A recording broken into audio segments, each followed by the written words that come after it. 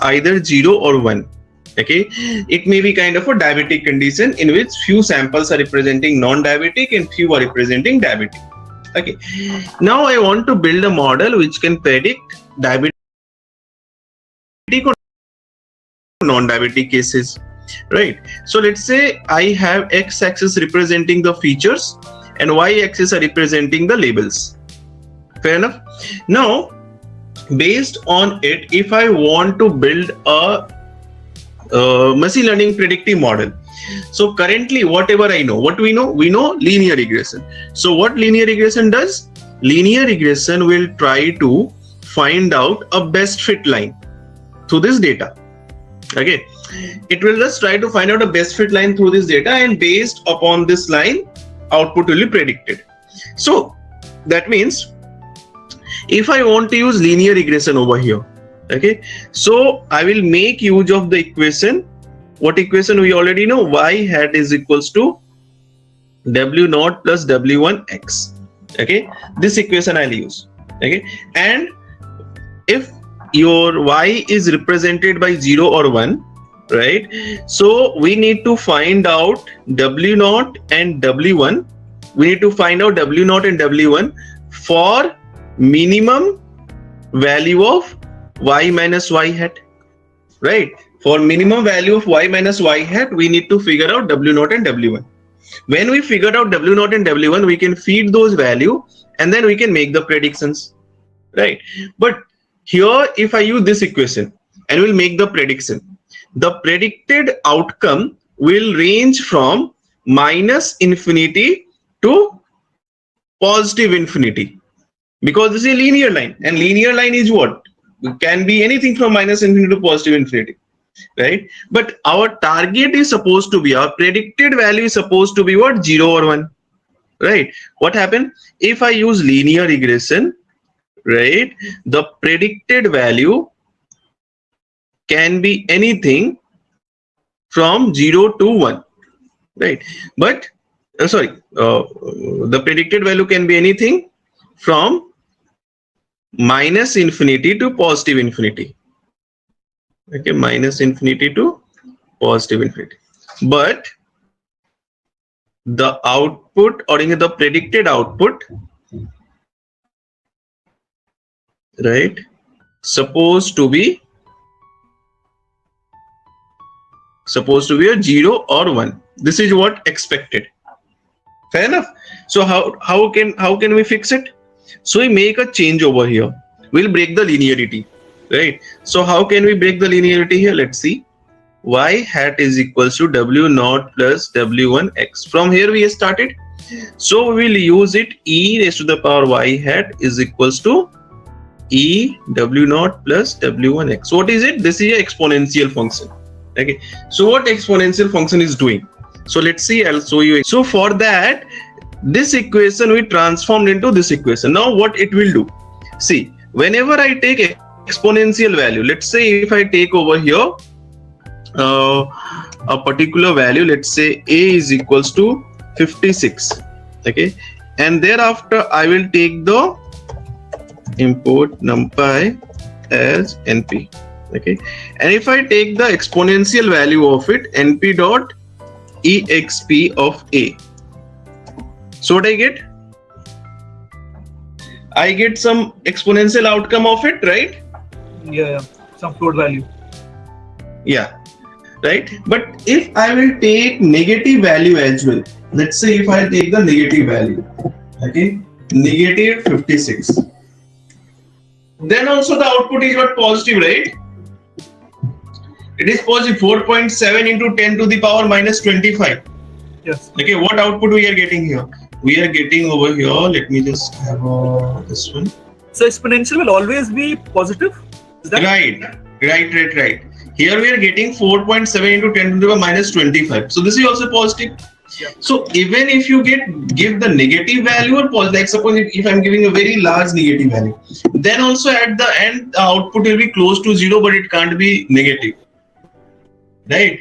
If I will give it something like this, let's say 1, 2, 3, 6, right? Then also if you say it is close to 0, and if it is lesser negative, it will be positive, right? So what I want to conclude here, I want to conclude, if I will not use this equation and I'll use this equation, my linearity over here will break, right? And now, now it will work like this. Okay, the output of the equation will now remain in the range of 0 to infinity, right? Isn't it? Yes, now, because of this equation, the output, okay, will be in the range of 0 to infinite. Understood? Am I clear? Yes, it will always be positive. It will always be positive, right? Now, I just don't want it to be positive. What we want? We want the predicted value to be either 0 or 1, right? Because my target was only 0 or 1. So my model should predict either 0 or it should predict 1. Right, but suppose it is predicting between 0 to infinite because of this equation. So suppose it is predicting 3922. So what we will consider it? We'll consider it 1 or 0. Suppose it is predicting 70. So what it should be considered? 0 or 1? We will not be clear on that part. So we will again modify this equation and we will say e raised to the power y hat upon e raised to the power y hat plus 1. This will be equals to e to the power w naught plus w1x upon w naught plus w1x plus 1. Fair enough? Right. So now if I will use this thing, so my output will be this by e naught exponential e naught plus 1. So it will convert it to 0 to 1. Correct. Because it is like, if I write 5 upon 5 plus 1, it can't be more than 1, right? Okay, got it. Yeah, it can't be because 5 upon 6, right? So it can't be in any condition, it can't be more than 1. Yeah. Same thing we are doing, just adding 1 and dividing it. That means now the equation which can be used to make my model learn is this one. Okay. X plus 1, right? Which can also be written as 1 upon 1 plus, isn't it? Same thing, right? If you divide numerator and denominator, let's say I'm dividing numerator and denominator by the same value. Okay. So I'll get it, right? Yeah, of course. Yeah, so now what we got, now this thing will always give you the output. That means if I write it like this, z is equals to 1 upon 1 plus e raised to the power w naught plus w1x. So it will always give you the output between 0 to 1. It can't be lesser than 0 and it can't be more than 1. Okay, it would be like this, right? So we can set the threshold like 0.5. Okay, so whenever the value is more than 0.5, we can consider the predicted value as 1. Okay, and if the value is lesser than 0.5, we can consider it as 0. This threshold we can change according to the condition, right? But as of now, we identified an equation. Based on this equation, if I will train my model, okay, my model can easily give me the predicted output as 0 or 1. Understood? All right. So let's see. Let's take an example. Okay, because I'm just telling you this thing. But if we can have an example, we can understand it better, right? So what I do? Let's take a data over here. Import numpy as np dot random dot rand. Let's say if I want 5 samples, right? So size is equals to 5 cross 1.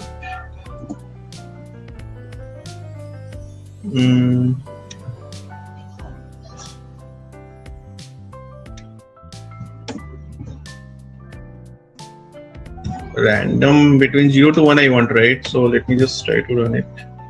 Okay, so if I want 5 values, so for 5 value, what should I do? Okay, so I have 5 values between 0 to 1 like this. All right, now let me use random integer.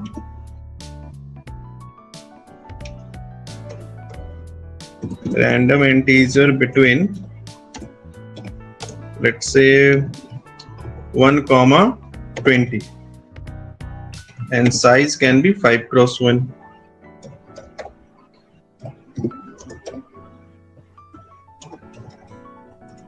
All right. Okay, now I'll again define this is one of the array, let's say array 1, A1, and then I define A2. A2 is equals to np dot random, this guy, and this time I'll take a value, let's say between 15 to 35. Okay, so we have A2. Now I'll just concat it, np dot vstack,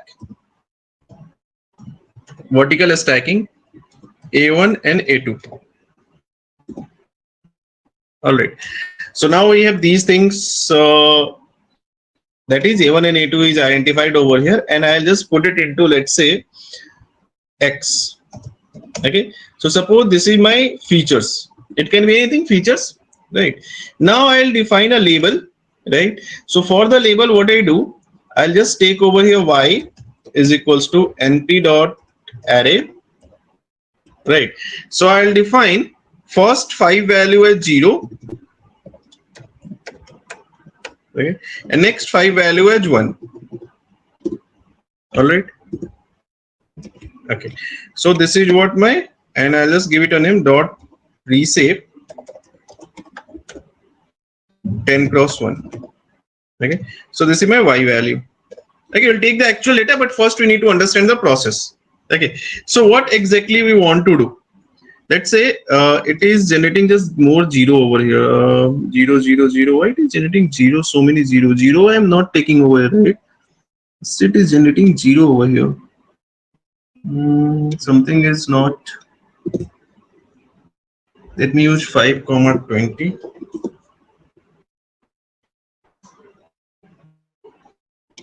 It is not going good. Something is not as per the expectation. Let me just call over here A1. A1 is np dot random integer 5 comma 20. So if it is 5, it is 5 comma 20. Then how it is generating 0?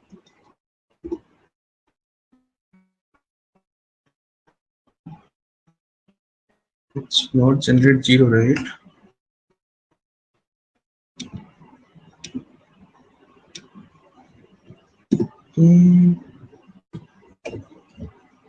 I guess I should give it like this. The bracket is, yeah, fine. Actually, the bracket is not expected. I had given the bracket, that's why it is giving me the output in correct way. This bracket is not required. Okay, so let's say the first array is from 1 to 20, second is from 15 to 35. All right.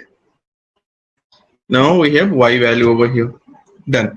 So I have 5, 0, 0, 0, and then 1, 1, 1, and then here I have these values. Now what happened? This will be, so what exactly I want to do? This is 0, representing 0, 0, 0, and 0. This is 1, 1, 1, 1, and 1. So I want to build a model, right, which can easily predict as 0 or 1. Okay, so here is my feature, and here is my what label, right? So as per the current learning, whatever the learning we have, okay, what we do, we'll just define W0 is equals to, let's say, 1, and W1 is also, let's say, 1, right? And then I'll define YH equals to W0 plus W1 into X, right? So based on that, I'll get YH. So YH coming out to be what? According to linear equation, this is your YH. But actual value is what? Real value is this one, 0, 0, 1, 1 kind of thing, right? Now, how can we calculate error? We can calculate error like this, y minus yh. This is how I can calculate error.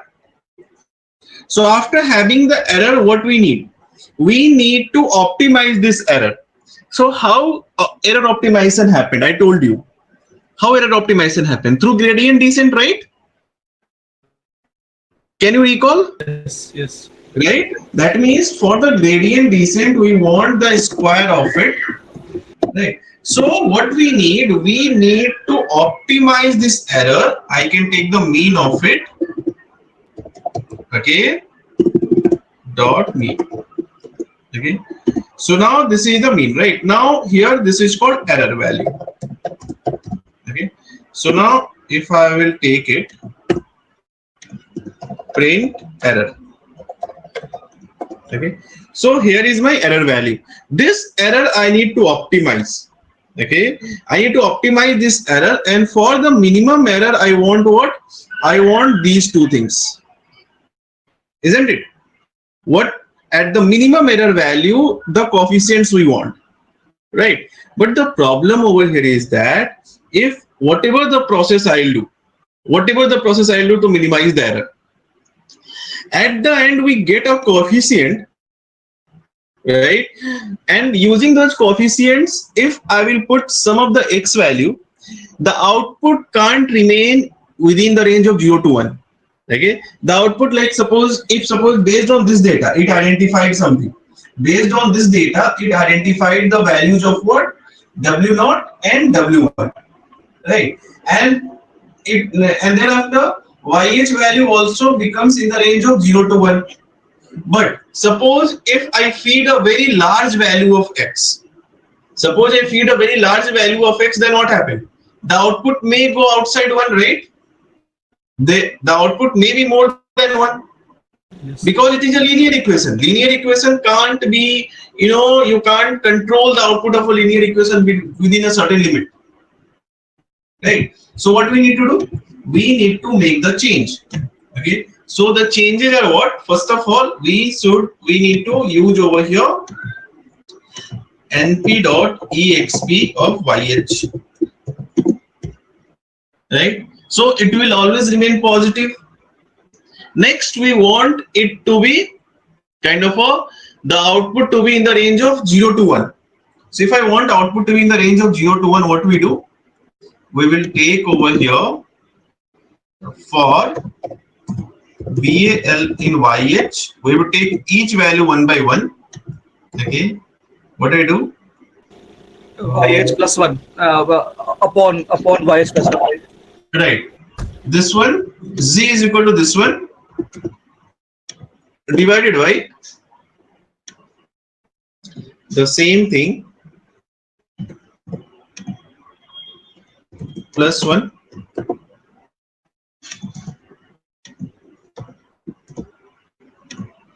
All right. Okay. And I can print Z. Okay. So now each of the value becomes, within the range of 0, but here you can see the output. It's a loop runs, right? And that makes the things over here kind of in a way that, we have 10 values. So loop is running in a way that, it just process for 10 times. Okay. And we are getting each over here, each value for 10 times. That's what we don't want. So how can we fix it? So to fix this thing, let me do one thing. Let me just take the x over here is equals to x dot values. I'm converting this thing into a one-dimensional array, or x dot ravel. So this is one-dimensional array, and let's say y is equals to what? Y dot ravel. This is converting into one-dimensional array. Okay. Now if I do the same thing,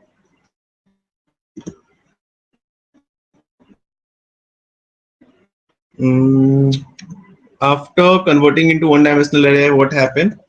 Actually, when we use library, this is not required, but for your understanding, this is important to know that what exactly happened.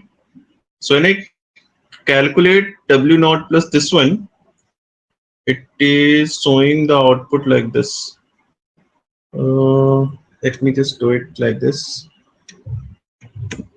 For VAL in X, print VAL. Okay, so this is your VL, right? Or you can say, right.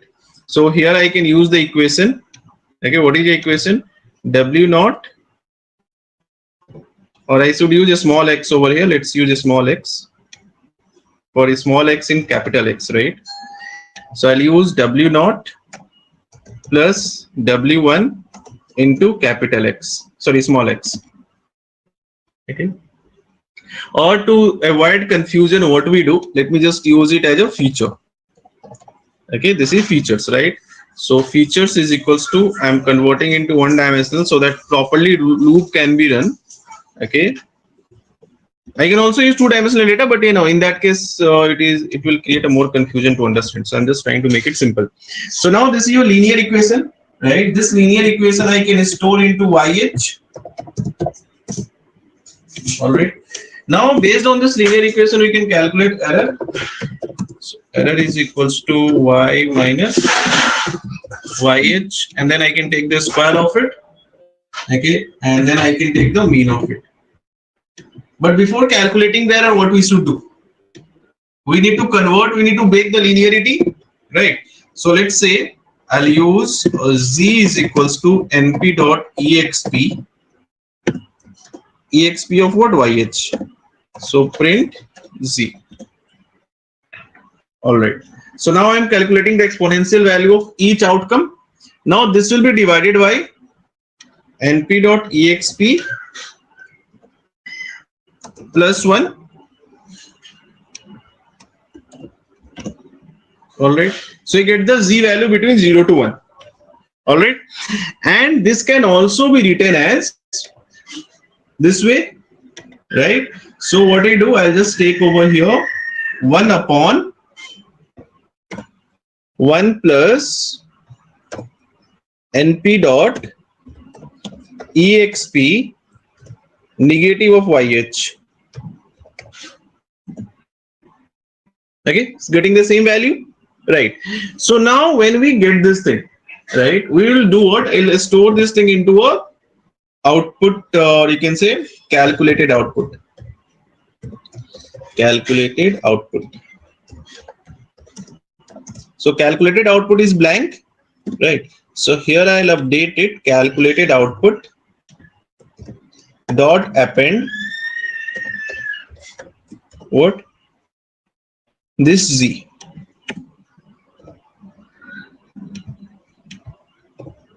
Okay.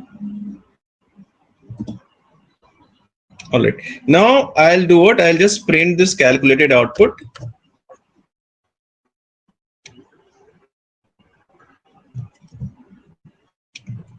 So this is your calculated output. Okay. This one is your calculated output and this one is your real output. Right. So if I calculate the difference between calculated and real output, that will be your actual error. Okay. This is your actual error that needs to be optimized. Okay. But the problem over here is still we have some issues over here. Right. See, when we are getting the calculated output, so what I told, if it is more than 0.5, it will be considered 1. That means this will be considered 1, this will be 1, this will be 1, this will be 1, this will also be 1, this, all of them will be 1. But we know first 5 samples are 0. Right? First 5 samples are 0 and last 5 samples are 1. Right? What I mean, let's say, if I will take this calculated output, right, and I will take the np dot round. Okay. All are I'm applying close to 1. All are close to 1. Right. So if you see, if you have the calculated output over here, right, and if you want to consider it or you want to make it either 0 or 1, so all of them will become 1, right? But in your actual data, first 5 samples are about 0, right? So that's why what you do, you calculate the difference between the actual value and the calculated value, like this. So when you calculate the difference between actual value and calculated value, what you get? For the first 5 sample, error is used. It is 0.99. This is also 0.99, negative 0.99 you can say. This is also negative 0.99. This is also negative 0.99. This is negative 0.95. Here error is what? Very small. 2.5 into 10 to the power minus 13. 5.1 into 10 to the power minus 12. 6.6 into 10 to the power minus 16. Right? So for the last 5 cases, we have very less error because last 5 samples was representing 1. Right? And first 5 samples was representing 0. So what we'll do now? We will calculate the error like this, and then we have to optimize this error. So if you compare it with the linear regression, what changes over here? Only one thing changes, and that is called equation. Okay, what changes over here? Only one thing changes, that is called over here the equation. Am I clear? So based on it, now again we'll try to train the model. So what we do? We get it like this: error is equals to y minus z whole square. Now this error can be written as y minus, this equation is what? Z is equals to 1 plus e to the power minus negative of w0 plus w1 x, right? This is the minus 1. Can I write it like this? The same equation, please tell me. Can I write it like this? It is in denominator. If I take it to the numerator, I have to just use negative 1 raised to the power negative 1, right? Yes. This error is y minus z square that we have converted into z, right? Correct. So that means I can write it like this: 1 plus e negative of w0 plus w1 x. Okay, and thereafter raised to the power minus 1. Okay, and thereafter this is what?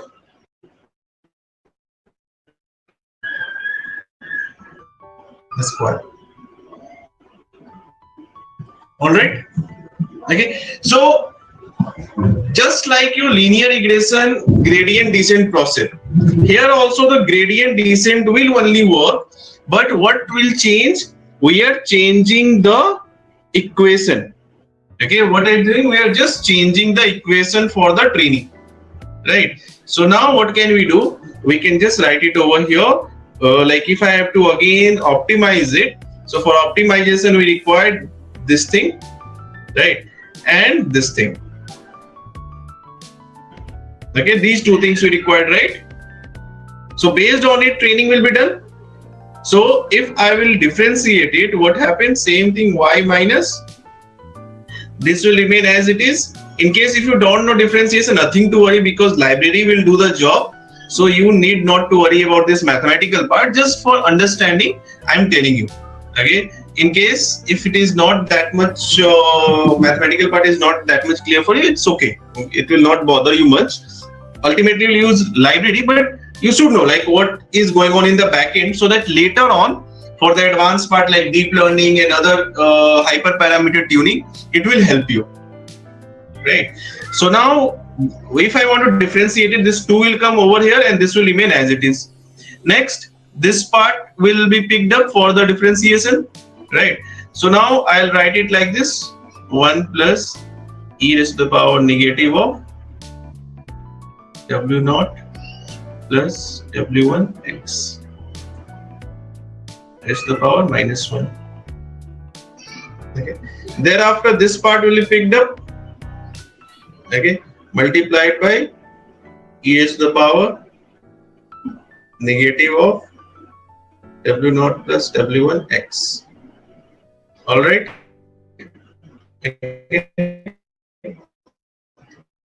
And thereafter, we have to, it is differentiating with respect to w0, right? So with respect to w0, it means it will be minus 1, right? That is what will be done. Okay. So now if I will solve it, what will happen? Minus 2 y minus, this is what y hat, or this is in this case it is z. Okay, this is just c, right? 2y minus z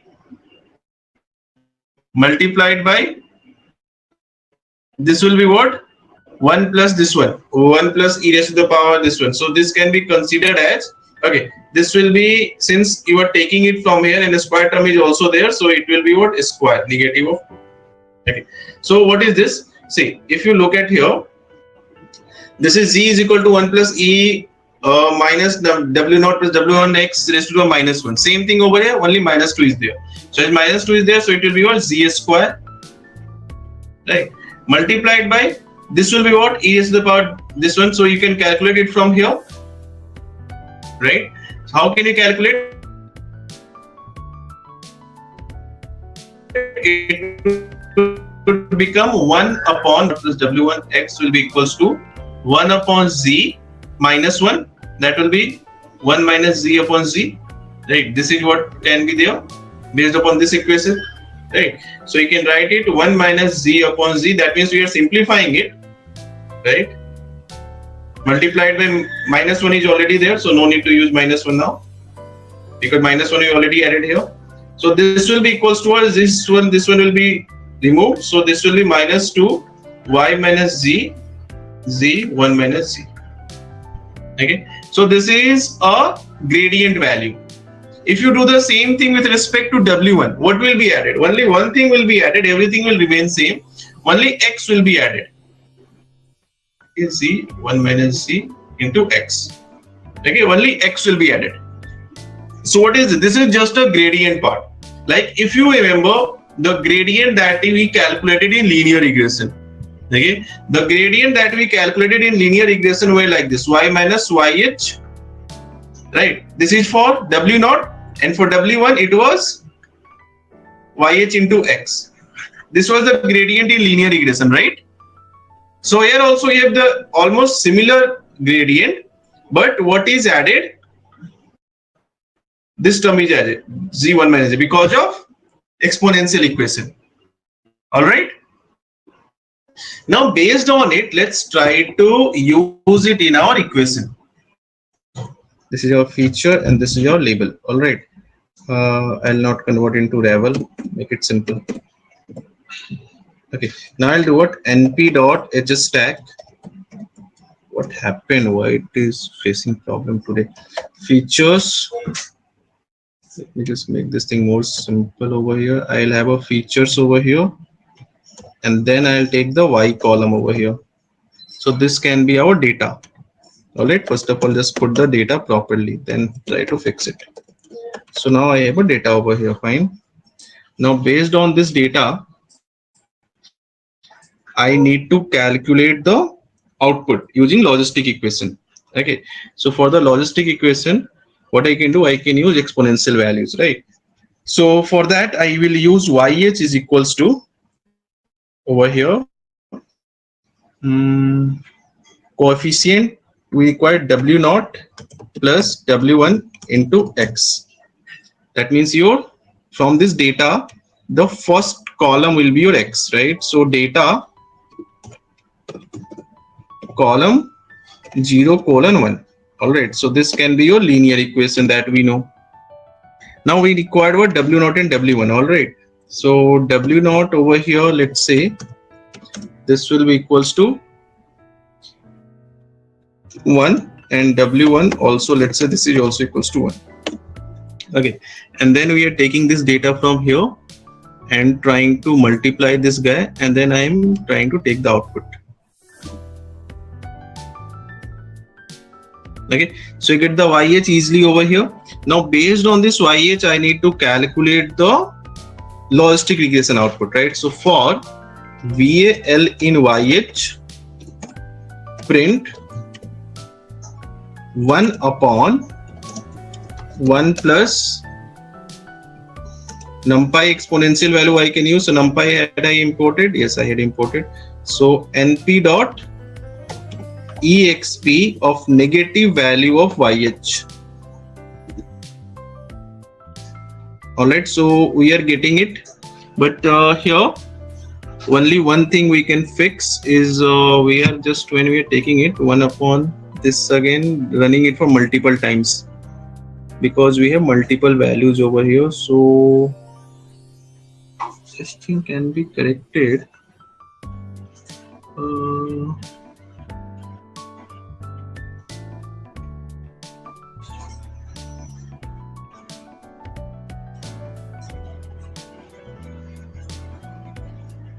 For the in y is this value is showing an issue.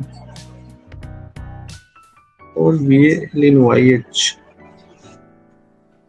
Exponential value. Oh, shit, it should be VL. Oh my god, what am I doing? Okay, so now we have the value over here calculated for each of them. This is what? This is just the logistic equation output, because we are running a loop, so I should use VL over here. I guess similar kind of error I did earlier as well. But anyway, so now it is the exponential output that we have calculated. So for this purpose, what we do, we'll create a function def predict. Okay, so this predict function requires what? It requires two things. It requires first the row of data, and second it will require what? Coefficients. Okay, so coefficients are what? W0 and W1, right? Now I'll just define over here YH is equals to, let's say, suppose it is one variable equation, so I will use what? One coefficient, right? What I do, I'll just use one coefficient, right? Because the equation says YH is equals to W0 plus W1X. So there is one coefficient and one intercept. All right. So if I define a coefficient is equals to like this, 0 or 1 or 1 or 1, though, so first value, that is index 0, will be the first coefficient, right? Or I can just use over here YH equals to, if this is my suppose I am passing the coefficient, so coefficient index 0.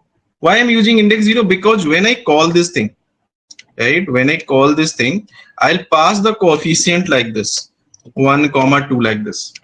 Okay, so since I have only one feature, this can be considered as your intercept. This is our coefficient that needs to be tuned. So index 0 will be over here, right? And thereafter there will be a loop for I in range.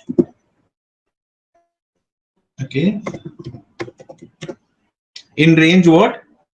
As many data we have. Okay, so what is the size of data we have? Suppose if I call it, right, so I have a data over here like this, or I can just do over here for I in range. Here I'm feeding one row of data, right? So let's try to understand. For row in data, okay, print row. Okay, so now I have a row over here. So in this row, what I need to do, I need to pick this first entity. Okay, and based on this entity, I have to calculate over here YH equal to W0 plus W1 into 9.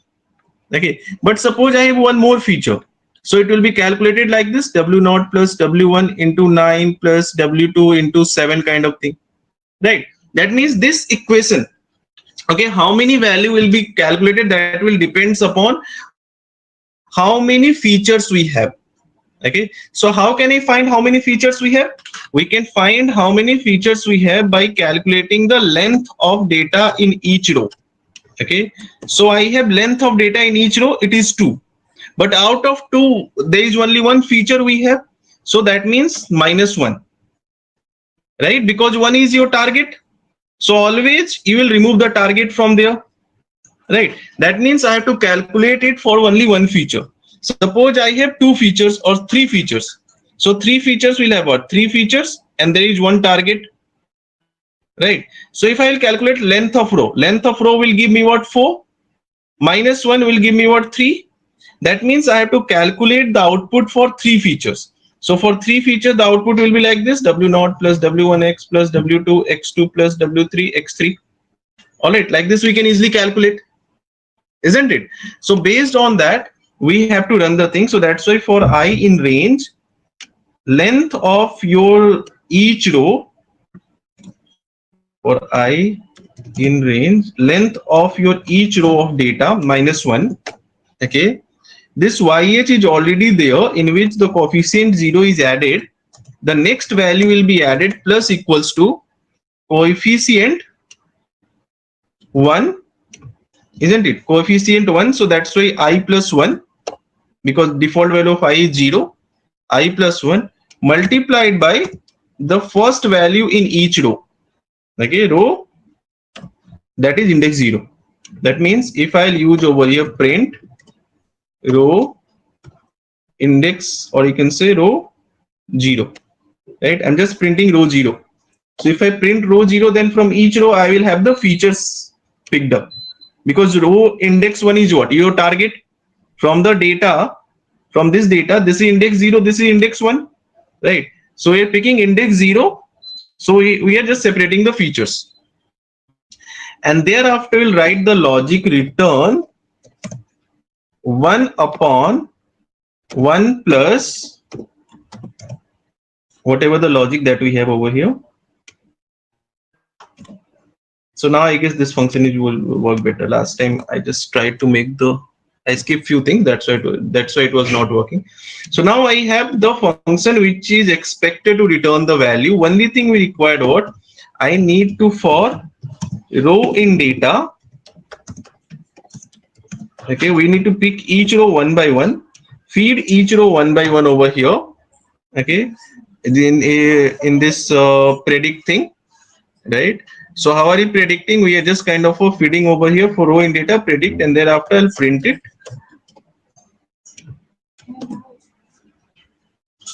Okay, so this is a predicted value. I just need over here coefficient. I'll define over here is equals to, let's say coefficient I'll define 0.56, 0.32 kind of thing, and based upon that I'll try to make it run. All right, now here the outcome over here, just I'm getting 111. So now this is what your z value, because we are calculating it using exponential form. Now this is z. Now based upon this z, let's try to print few things. What is your expected outcome? Expected outcome will be equals to, from each row of data, index 1, row of index 1. This is your expected outcome. Let's say f. This is your expected outcome. Now what is your calculated or predicted outcome? The predicted outcome we have is row index, it is just z value, right? That is your predicted outcome. All right, isn't it? So this is your predicted outcome and this is your actual outcome, right? Now this predicted outcome should be correct. Okay, these values should be 0 and these values should remain 1. Okay, so how it can be fixed? It can be fixed with the help of error optimization.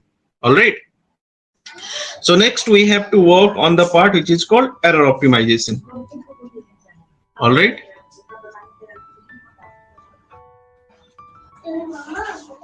so let's try to work on the error optimization part now. So what I do, we are taking over here for row in data, and this one we are calculating. Okay, z is equal to this thing, right? Now how can we calculate error? Error can be calculated by your actual value or actual label. This is your actual label minus the predicted value.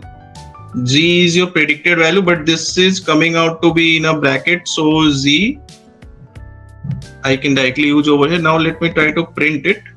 So this is your error value, right? Now this error, you know, when we calculate the error, okay, so this is error for the first sample, then there will be the error for the second sample, then there will be the error for the third sample. Okay, so what we want, we just want to accumulate or collect the error somewhere. So sum of error by default is 0, right? So we'll just try to collect those errors over there, right? So sum of error is equals to error square, right? That we collect over there. Now we have to optimize. For optimizing, we have to do what? We have to optimize the coefficient. Okay, this coefficient. So we have to two coefficient that we need to optimize. The first coefficient that we are optimizing, coefficient 0, that is your intercept value, will be coefficient 0, same coefficient, okay, right, minus the gradient value. Okay, and what is gradient value? Gradient value we have calculated over here. This is equals to minus of 2, right, and multiplied by y minus z is what? Error that we already calculated. Here we had calculated y minus z, right? So I can just multiply this thing, minus of 2 multiplied by error, okay, multiplied by your z value, multiplied by y minus 1 minus z. When you take it outside, it will become what? Plus, right? So here I can take it outside and I will do it plus. So this is how we can do it. One more thing that we can add, that is called learning rate. So plus learning rate into that I can change later on. Okay. Next, I have to fix coefficient 1. So learning rate is not defined. Let's say learning rate over here I am defining is equals to 1. Okay. Now I have to, or let's say 0.1. Now I have to tune the coefficient 2, that so I can do what? Coefficient 1 is equals to coefficient 1 plus everything will remain same. Okay, learning rate, error, y rate. Only what will be added? X value. And where is X value? X value is row index 0. That is your X value for each sample. Okay. And thereafter we will do what? We'll try to print the error.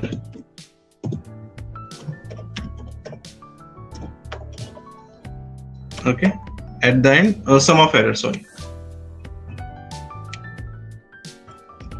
Okay, so initial coefficient we can define, let's see, coefficient is equal to this one, and based on the initial coefficient I'll do the thing. So this is gradient part and this is your coefficient we are tuning, right? Based on that, if I sum of the error I'll calculate. So let's see what happens. This is my error sum, plus equals to I should use, right? Because for each row error will be calculated, and that error we are trying to accumulate over here. Okay, so now I have an error that is actually showing. This plus sign was missing. Now we have to minimize this error. For minimizing this error, I have to run this process for multiple times. So for I in range, let's say I'll give 100. That means I want to run it for 100 times, right? So for 100 times, if I want to run it, I'll just take it from here. And thereafter, this will be okay. So 100 times I'll take each row of data and try to execute it, right? So if I will execute it for 100 times, the chances of error optimization will be better, because this is the first time we are getting, which is 4.99. If the same thing will run for multiple times, then error will get optimized, right? So every time when we start running this thing, I have to print the error. Okay, so every time the error value needs to be present over here. Okay, so first error value will remain 0, then error value will get added up, right? And thereafter at then error value will be printed. And when next time when process will start, again error value will be 0, and then again error will be printed. All right, so let's try to execute it. So here every time my error value is not changing. So what's the possible reason for it? Okay, the reason for error value is not changing may be the very slow learning, right? So learning rate, let me make it 1. Okay, so when I'm trying to make this thing 1, still my error value is not changing over here. Your function is fine. Row of coefficient y is equals to, I can directly write it over here, no need to write it like this as well. Plus, this is also fine. Exponential value. Oh no, here why I'm taking VL? This should be YH, right? So I just copied and pasted from the last. So YH should be there. YH equals to, here I'm calculating YH, then it should be minus of YH. Oh my god. What I did here. All right, so here I have y is this function. Actually, I made the mistake. Now we are taking it for row in data row. This one. Now it's okay. For row in data, here I am doing it like this. That's fine. Then here, let's say 1 This is learning rate. Let me use 0.1. Now for I in range, this one sum of error will be equal to 0. For row in data, I am using the function. This function will give me the value of z. Then I'm calculating the error row 1 minus z. That is fine. Sum of error is also good. Then coefficient I am changing, learning it into error. Coefficient plus learning it into error. This 2 also I can do, but that was just a coefficient. That will just increase or decrease the pace of learning. If you want to use, you can use later on. If required, I'll add it. But let it be like this only. Learning it error. This one row g. Fine, now let me try. Okay, so now it is changing. Yeah, it is changing, but it is increasing. Okay, the error value is increasing, right? And when error value increases, if our learning rate is larger, let me make it small. Okay, is it increasing? So here I'll use the number of training epoch as thousands, right? And again try to trigger it. So anything changes.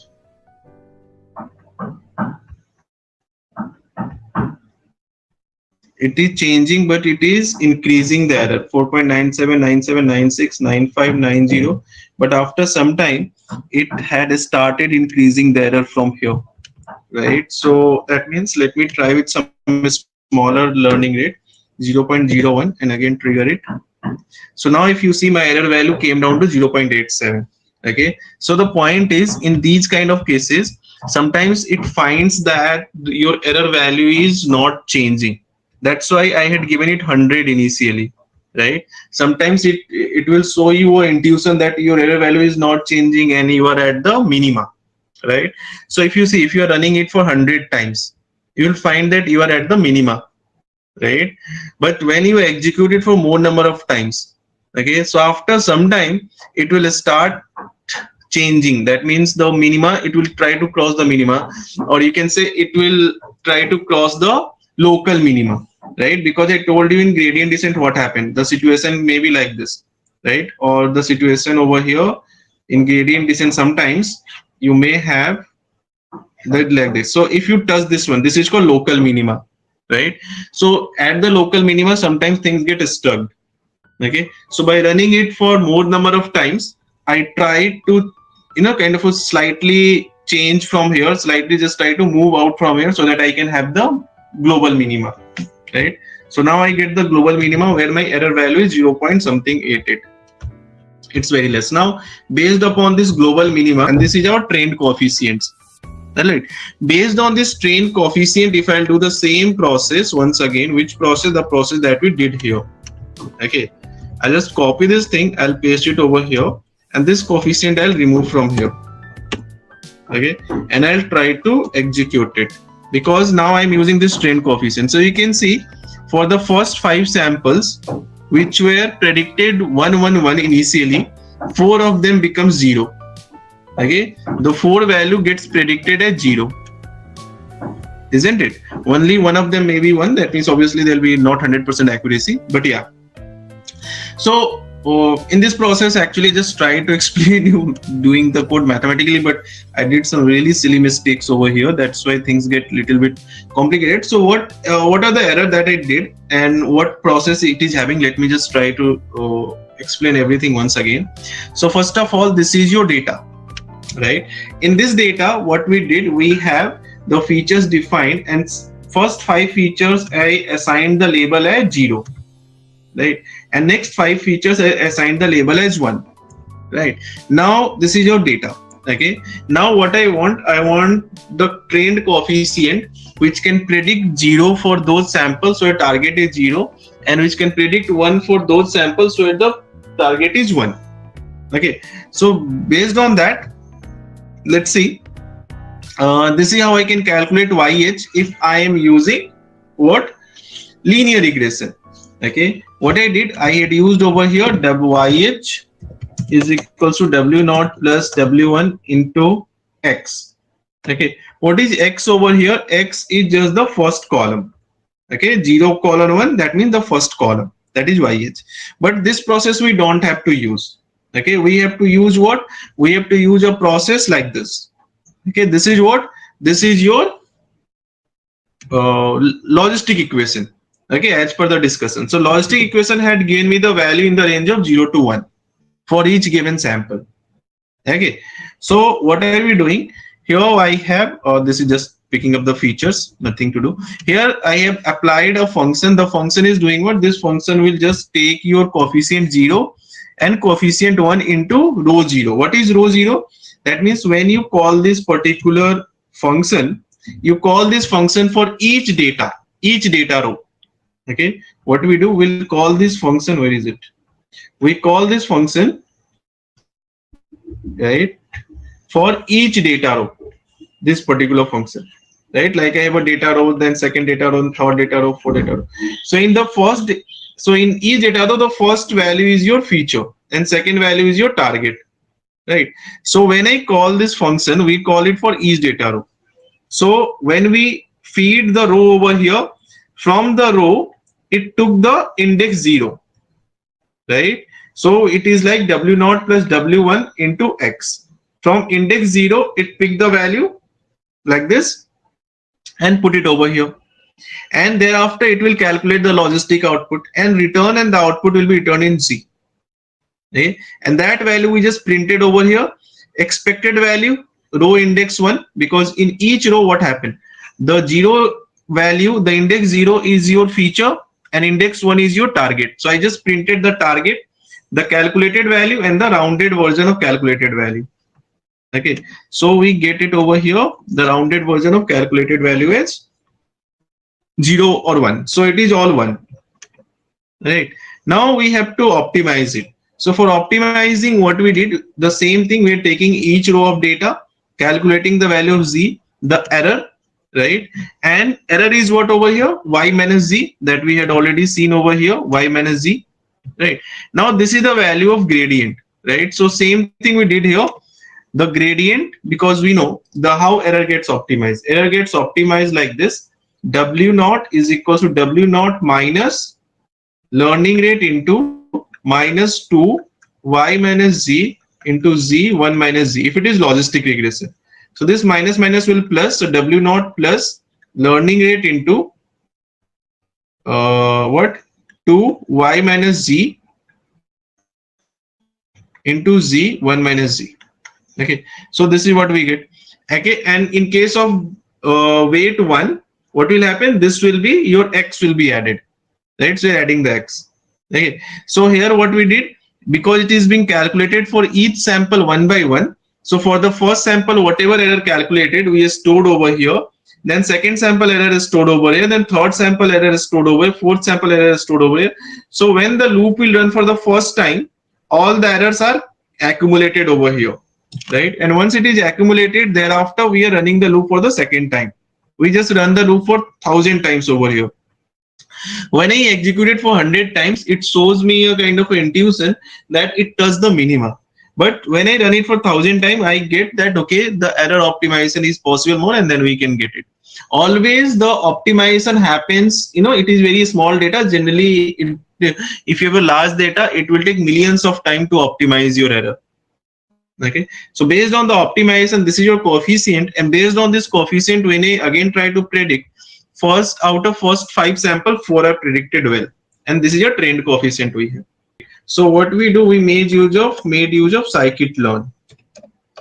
Okay, Scikit-Learn for logistic regression. Right. So now if I don't have to do it, then why we should know it? See, we should know it, all the algorithm we should do mathematically, right? That is all, that is going to help you a lot in further use of these algorithms, or in kind of a for deeper use of these algorithms. Okay, these mathematical things you are not going to use ever, but a lot of optimization you can do better, that you will feel like, you will notice when we go with the more advanced topics. Okay, so for Scikit-Learn, what we required, let's suppose this is your data, right? Now in this data, I have X is equals to our data the first column, that is 0 colon 1, this is your x, y will be equals to what? Data. The second column, that is 1 colon 2. Okay, so I've separated x and y. Thereafter, from sklearn dot linear model import logistic regression. Okay, then I'll define model logistic will be equals to what? Your logistic regression. Okay, and then I'll feed what? Model log dot fit what? X comma y. Okay, now I'll try to check the coefficient of it and check whether it is giving the same coefficient or some other coefficient, right? So model log dot coefficient. Okay, 0.50, what was I was getting? 0.19, so it is slightly different, right? And if I check the intercept, maybe more number of iterations may be executed. I executed only 1000 iterations, so it may have maybe executed more number of iterations. It's fine. Okay, let this is intercept. Now I'll try to make the prediction. So how can you make the prediction? Model log dot predict what? X. So if I predict it, it is predicting all 5 as 0. Okay, and it is making the error over here. Okay, that means out of last 5, one of them is predicted incorrect. Okay, first 5 are predicted correct. For my case, out of first 5, one of them is incorrect, another is anyway. So now we have a data, this one. So now all of them are correct. And based on this, if I will use logistic regression, then what are the coefficients we get? It is 0.66 minus 10. Is it same?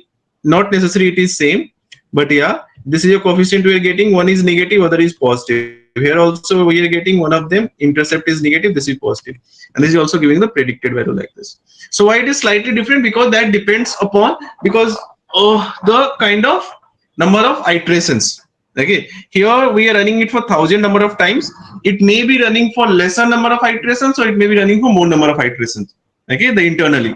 That's why there will be a slight difference you can feel or you can have in when you are using the inbuilt library.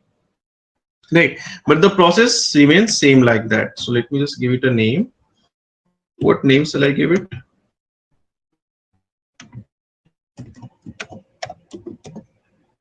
Logistic regression. Okay, one more thing. If you will again run it for again one more time, the output may be different. What is the reason? Because the data is generated randomly, and every time the randomly generated data will be different, and then output will be different. All right.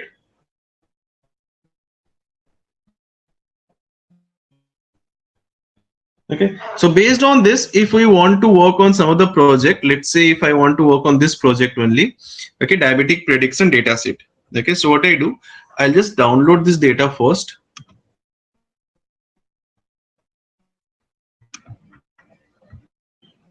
Or I may have some data in my Git as well. Just a minute.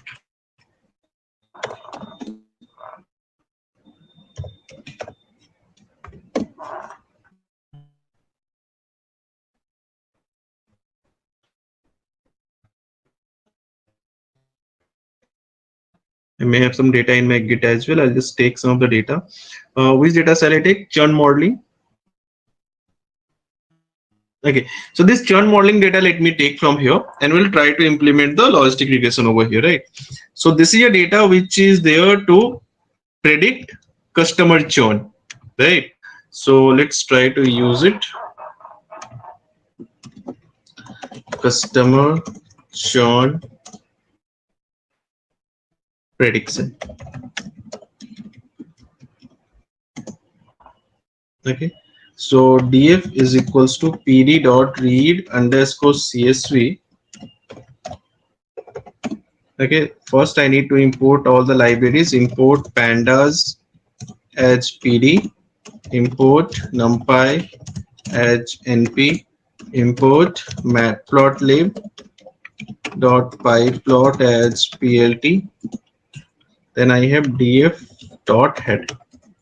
Okay, so here the data is again containing numerical and non-numerical both the entity. First of all, whether the customer will churn or not churn, that is represented over here. Okay, what are the informations we have? Like row number, customer ID, surname, credit score, geography, gender, and so many things are there. Okay, so first thing what we do EDA. EDA is like exploratory data analysis. Okay, so EDA helps us to understand like how each of the factors are affecting each other. Okay, for example, let's say if I talk about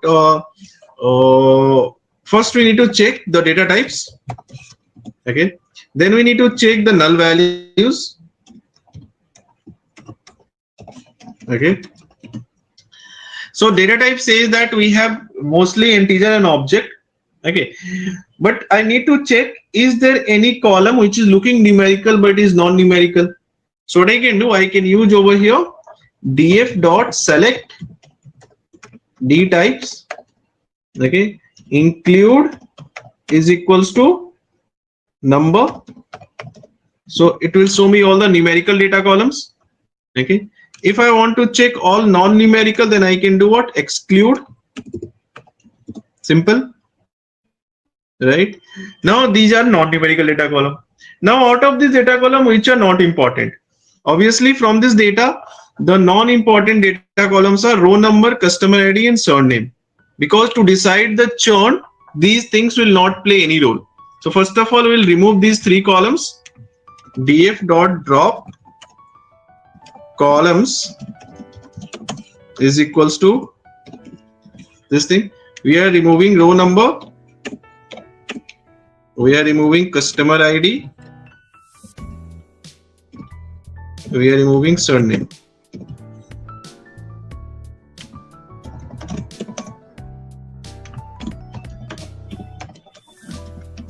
Okay, right? So now we have these things that we want to use, correct? So how can we use it? Obviously, we'll consider these things as a features and last one as a target. But before using that, we may have to do a lot of EDA. Okay, EDA in the sense, let's say I want to identify how geography and exit are related to each other. So what I can do, I can use cross tab. Okay, that I already told you. Like I can take one of the column as, let's say, exit. Okay, and other column I can take over here geography. Okay, so I get the cross tab result over here, and then if I want to analyze it, what I can do, dot plot dot bar. Okay, so we can just analyze how these things are related. But if this is, I guess, if I can plot for each country, it would be good, right? So if I want to plot for each country, what I can do, I can just take country first and this one next. Okay, so we can say that in France, the exits are lesser compared to non-exits. 0 means what? Non-exits. 1 means what? Exits. So in France, we have exits are very less compared to non-exits. But in Germany, the difference is very close. That means something is not good in this country, right? Because you can say exits are very close in France and Germany, but non-exits having a very good difference. That means geographical region is actually affecting the exits, okay, or the churn, customer churn. Okay, same way I want to check the exits based on gender, right? So gender column is what? Gender.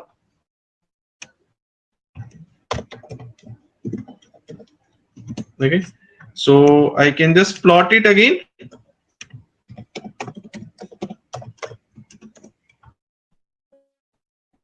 So we can say that male and female, right? So if I talk about the exits, we have more female customers, and non-exits we have more male customers. All right. Okay, same way. And suppose if I want to analyze exits and non-exits for the age, but age is not a categorical column, right? Age is what? Continuous column. So these are the cases when both are categorical. What function shall I use if we have one categorical and one continuous? Age versus exit. Please tell me. Age is what? Age is a continuous numerical column. By also group by. Correct. Group by. Right. Continuous numerical column. Right. And exit is what? Categorical column. Right. So I can just group by df dot group by what? Exited, right? Df dot group by exited. Okay, and thereafter I can take all those numerical columns that I want to analyze. Okay, for example, age, tenure, balance, product, is these things kind of thing. Okay, number of product may be categorical, so I should not use. Let's say these things I'll take. Okay, and this is also estimated salary. Okay, so we can analyze all of them in one go.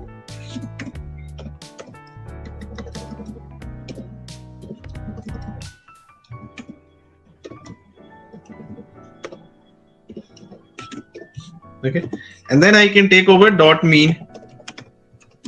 Okay, so based on that we can analyze them one by one. Right now, what happened in this case? If things are not clear, we can plot them. Right. So let's say exit analysis.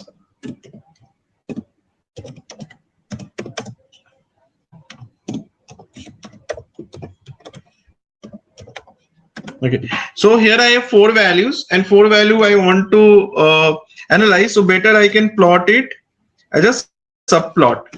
So subplot 2 cross 2 cross 1. As I told you earlier, whatever that I told you covered earlier, in many of the project those will be used.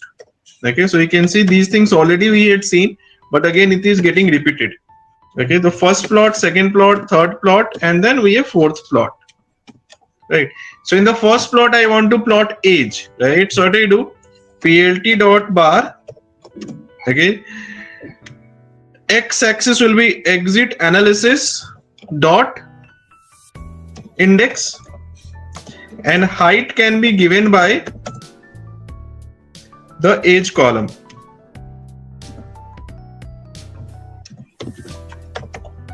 Okay. Right. All right, so this is what we are getting. Now we can just give over here.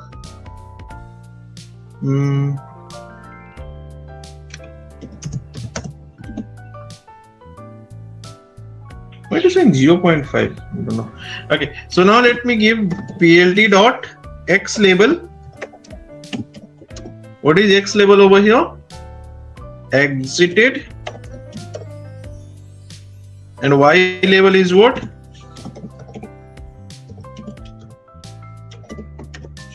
Count. Okay, so now let's say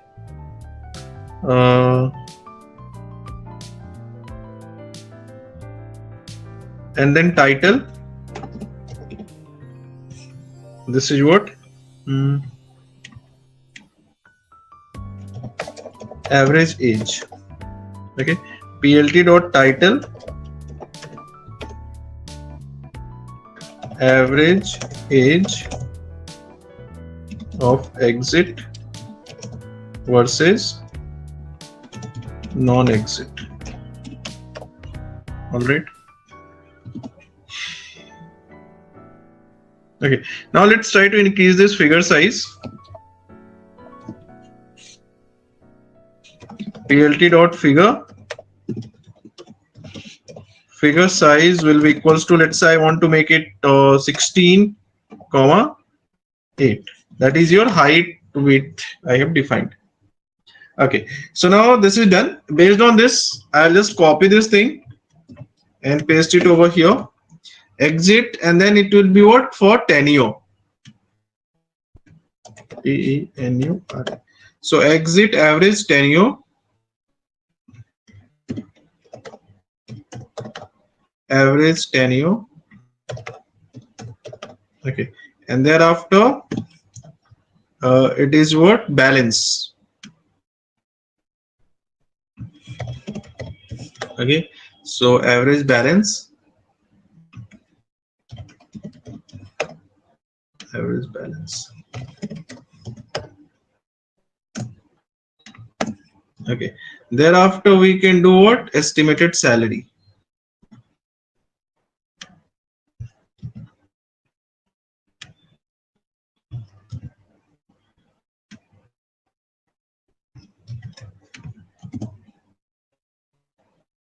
Okay, so now it is getting overlap on each other. So to make the padding enough, so PLT dot tight layout.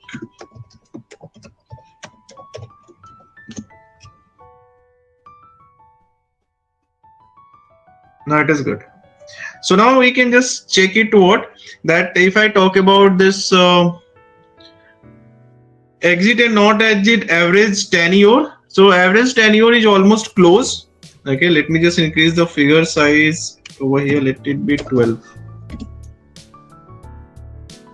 Height I'm increasing. So average tenure is almost same for exit on exit. That means average tenure is not affecting the exits much.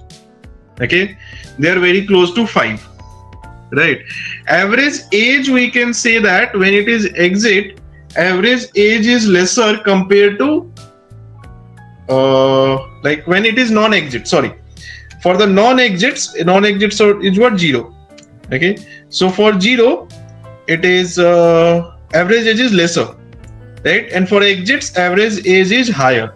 That means older people or elder people are mostly exiting. Average balance is higher for exits, right? And estimated salary is not having such impact. Okay, in this way we can identify which column is having what kind of impact on the exits if it is continuous data column, right? Categorical through cross tab, continuous through group by, right? You can easily analyze and can make the make some sort of intuition out of your data. All right, next thing, let's say if I have to use it for model buildings, then what should I do? We have to use over here, we have to do the encoding. So here I have the geography and gender encoding I need to do, right? So let's say df1.head. Okay, so df1 geography dot unique. We have 3 unique values: df, gender dot unique. Okay, so in the gender we can do label encoding. Okay, in the gender we can do label encoding like 0 and 1, and this can be done as a one hot encoding: France, Spain, and Germany.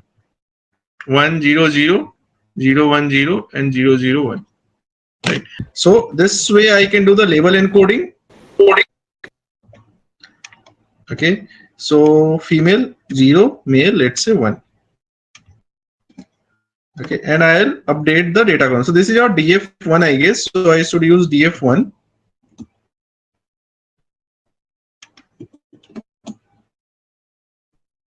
Okay, and then I'll update my this thing. And one more thing, if I'm doing it, this mapping can be done for only once. Okay, if I try to execute the same line of code once again, there can be a null value created because female and male will go, 1 and 0 will come, and again if I try to map it, male and female will not be there, so it will generate an error, right? So better I should create df2, that is equal to df1.copy. Okay, and I'll make the change in the df2 so that df1 will not get affected, and I'll change the gender column in df2, taking the value from df1. Then pd.getDummies for one hot encoding df2. Okay, so it is one hot encoding is done. Only we need to do what? D type is equals to integer. All right, isn't it? So here D type is also done, right? And here after gender, let's say I'll use df3 is equals to df2 dot copy. Okay, and this will be updated in df3.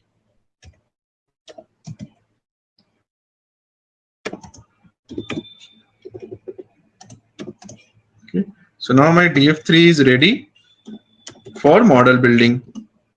Okay, now data processing is done. Data processing takes majority of the time. Here it was anyway clean data, only 2 columns needs to be changed. Now x will be equals to what? df3 dot drop the target column. What is the target column over here? Exited, right? So exit column I'll pick. Okay, and then y will be equals to what? df3 exited. Okay, so after this we need what? Split. So from Scikit-Learn, so what we need to do? We need to split, and then we need to build model, and then we need to do what? Evaluate performance. All right, these 3 things. So splitting will be done. How we can do it? From Scikit-Learn dot linear model import logistic regression. Okay, sorry, import from Scikit-Learn dot model selection. Selection import train test split. Okay, so x train, x test, y train, and y test. That would be equals to what? Your splitting will be done. What is split? X comma y. So it is splitting will be done. Here it should be Scikit-Learn, not Scikit-Learn. So 75% of the data will be in training and 25% in test. Now Scikit-Learn dot linear model import logistic regression. Okay, so now I'll define model A is equals to what? Logistic regression. Okay, then model A dot fit what? X train comma y train. Okay, now it's time for evaluation. So how can we evaluate? So for evaluation we have to predict. So model A dot predict what? X train. So when I predict, outcome will be what? 0 or 1. So shall we calculate mean absolute error over here? Here mean absolute error will not make any sense. Okay, why? Because your real value is 0 0 1 0 0 0 1 1 kind of thing. Okay, this is your real value, isn't it? Recall, maybe ROC recall model something. Yeah, we'll go to that part as well. Correct. Okay, and the predicted value that we have over here is what? That is also 0 0 1 1 0 0 1 kind of thing. So we'll try to identify how many times both are same. Okay, like this, right? So here if I will check, this is true, this is false, and this is true. So if I'll sum up all the true values, it is coming out to be 5 out of 7. So this will give you the accuracy of your model, right? Are you getting it? We will get the accuracy over here. We will not calculate error. We will calculate accuracy because it is categorical prediction, right? That means I can just store this thing into Y train pred, and then ROC-AUC also I'll explain, right? So this is a predicted value on the train data, and then I'll make the predicted value on the test data. X test. Okay. Now based on it, if I'll compare y train double equals to y train predicted, I'll get true or false. Okay, I can sum up all the true values by using dot sum. So I have 5915 times predictions are correct divided by length of x train. So this will give me the accuracy on the training data. So accuracy on the training data is what? Train data accuracy. This will be accuracy train. Okay. And what is the accuracy on the test data? Just compare y test with the predicted value on the test data divided by length of x test. So test data accuracy.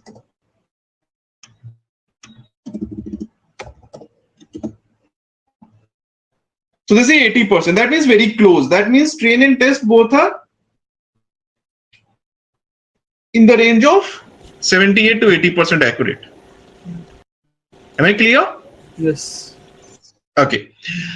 One more thing that we need to do over here, that is your scaling. What is scaling? It will scale down all the values in the range of 0 to 1 that we did in last time, if you remember, in linear regression. Can you recall? The min-max scaling? Yes. Correct? With the min-max scaling, what happened? What was the effect of min-max scaling last time? We can identify the coefficients more better, or weightage of each feature can be identified more better. Like right now, if I'll check the weightage of each feature, model A dot coefficient. Okay, this will give me the weightage of each feature, how each feature is important. Isn't it? If the coefficient value is higher, that means that feature is more impacting. Lesser coefficient, that means lesser impacting, right? So if I will do it PD dot data frame, okay, then this is what? Feature weights, right? So feature weights. Okay, so feature weights dot columns is equals to what? X dot columns. Okay, right? And then I can just plot it. Dot plot dot bar. Okay, so this figure size I can increase a bit more. Figure size is equals to, let's say, 18,5. Okay, so here we can see that like which is having the higher impact. Okay, and how the impact is there. And you know, here names are not coming. Names, if I want to showcase the name over here, what can we do? This coefficient we can just reshape into, see, this coefficient is coming out to be, I'll show you what to do. This coefficient is coming in a single row. Okay, I can reshape into -1, that means for each coefficient I'll arrange it in one row. Right? So now I can use it over here, the coefficients, and once I do the coefficient like this, that means it will be arranged in a single column. That means instead of columns I can use index, because now I will define the index value, because there is only one column. Right? Now based on this, if I'll try to plot, it will be more intuitive. All right, now it is better. Okay, so I can say k-test score is negative. That means if it is negative k-test score, the chances of exit is high. Okay, that means when it is negative k-test score, it is exit is close to 1. Exit value is higher. Exit value is higher means what? Chance of exit is higher. Okay, age if age is increasing, exit is also increasing. It is same like what we had identified over here. You can see for higher age, we have like whenever the exit is 1, whenever the exit over here is 1, what we have? We have average age is higher, right? Yes. Okay. So same thing we are getting over here. Whenever your age is higher, that's why it is a positive coefficient. Tenure is negative. That means you can say when the tenure is lesser, okay, that means when tenure is decreasing, exit is increasing. Both are negatively correlated. Okay, Right. that's why when tenure is decreasing, that means lesser tenure is having higher exit. Right. Makes sense, right? Balance is not having any importance. That's why if you see here also balance was when we compare the balance, where we compare the balance. Like a balance was showing some of the effect over here, but after doing the training, balance is not showing any effect. Okay, so this coefficient can be identified better, or kind of the coefficient will get a better value if I'll have the scaled data, right? If you see in the data, balance value is comparatively higher, okay, compared to other features, right? Right. Okay, these are having a smaller magnitude, these are having a smaller magnitude, these are having higher magnitude. Balance and estimated salary are having higher magnitude. That's why for estimated salary also it is not identifying the coefficient properly, right? The reason was what? It is non-scale data. Yeah, not scaled data. Okay, so let's try to scale it. So for a scaling, we can use from a Scikit-Learn dot pre-processing import what import what min max scalar. Okay, a scalar will be equals to what? Min max scalar. A scalar dot fit xtrain. It will calculate our minimum maximum value that is required for scaling. Then a scalar dot transform xtrain. Xtrain is scaled. Xtest is scaled.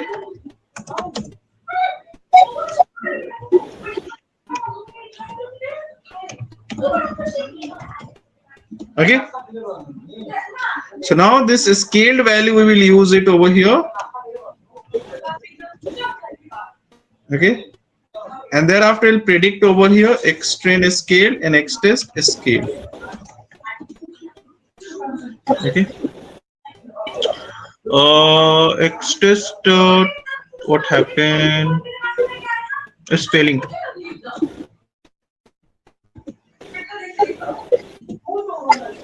Okay, so accuracy is remain same, almost same. Now you have a coefficient over here. Based on the coefficient we get the value. Now you can see the coefficient, because of a scaled value we are getting the better information. Now we can see balance is showing some information. If there is a higher balance, okay, the chances of exit is higher. Number of product, that means if someone is increasing the number of product, chances of exits are getting lesser. Like suppose someone is just using only one product, okay, so the chances of exit is higher. But if someone is using 2 products, okay, the chances of exit are decreasing. That's why it is negative, right? Okay, so now you can better identify the effect of each feature by identifying the weights over here. All right, that's This, why can you scroll a little bit up?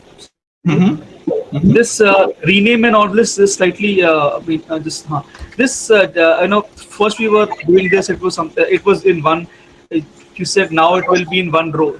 Can you explain this? That okay, see, when you run this coefficient part, just coefficient, right, you will get it in one row, right? So using one row, if you are trying to use it directly, suppose if you're not reshaping it, okay, then what happened? let me just remove this thing. This will create into a data frame, but data frame is having only one row, right? Right. Now, if you have to give name to each of these columns. So to give the name of each of these columns, what do? You will wait feature weights dot columns will be equals to what? Your x dot columns. Okay. So it will get column name, like whatever x is having what? All the features. So we are taking the feature names from x dot columns. Okay. Assigning it to these columns. All right. So that we can know that which value got how much weights. Okay. Now I can try to plot it.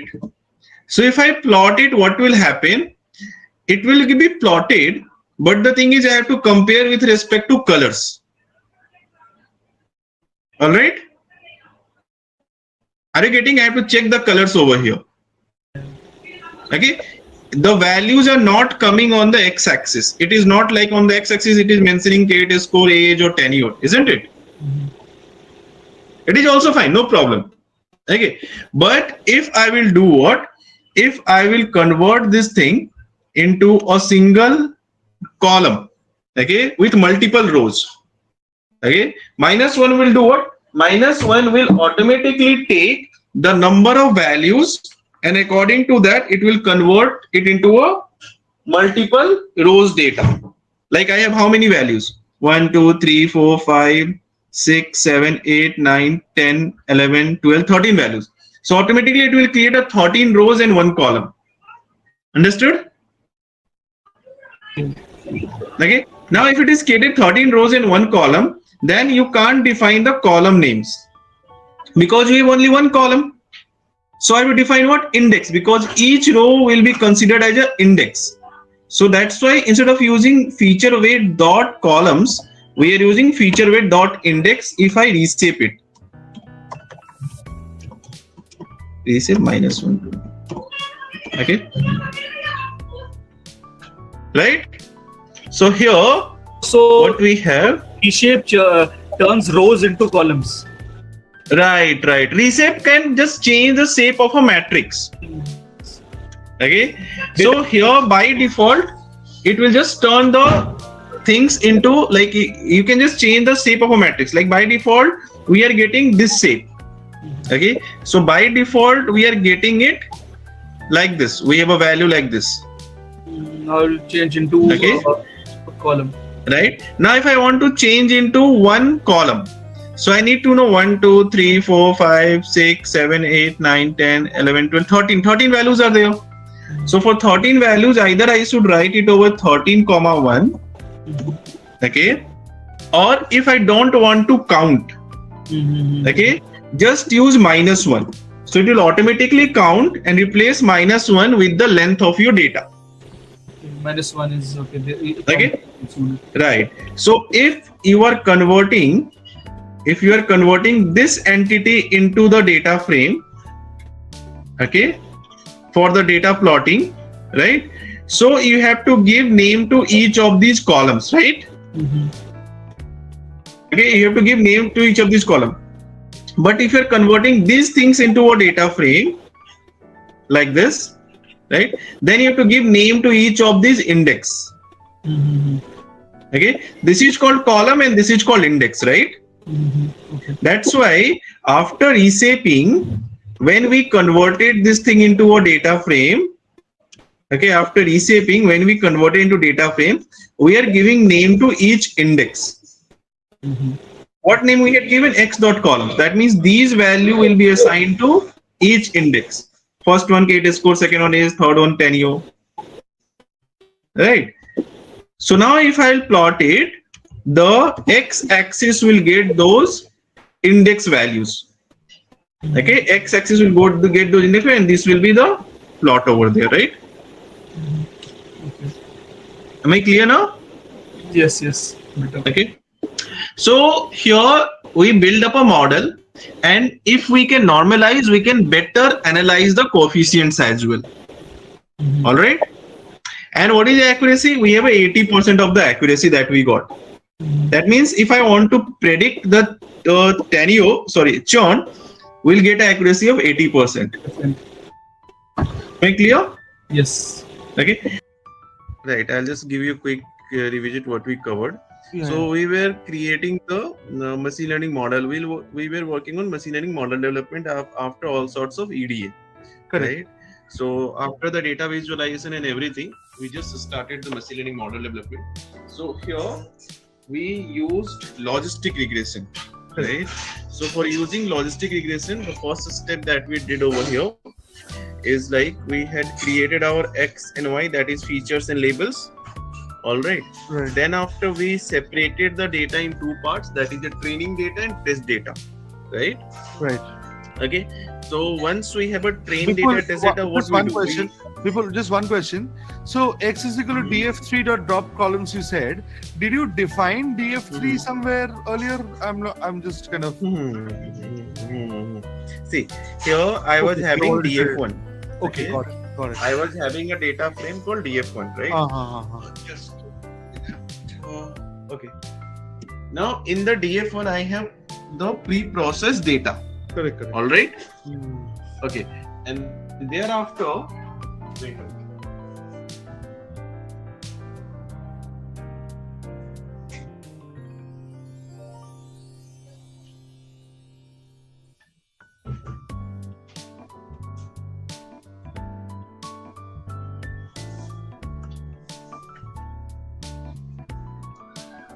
Alright, thereafter what I did, I just created a kind of a copy of df1 into df2. Right? So why I created a copy of df1 into df2? The reason is, here I want to do some of the changes in the data. Right? What are the changes? Like for example, I have to encode it because this is non-numerical value. Right? I want it to be numerical. So how it can be numerical? It's like I have to encode it. Yeah. This is also non-numerical. I have to convert into numerical. That also I have to encode it, right? So I will do the encoding on df1, but I don't want to change the df1 thing. Okay, I just want to change what df2.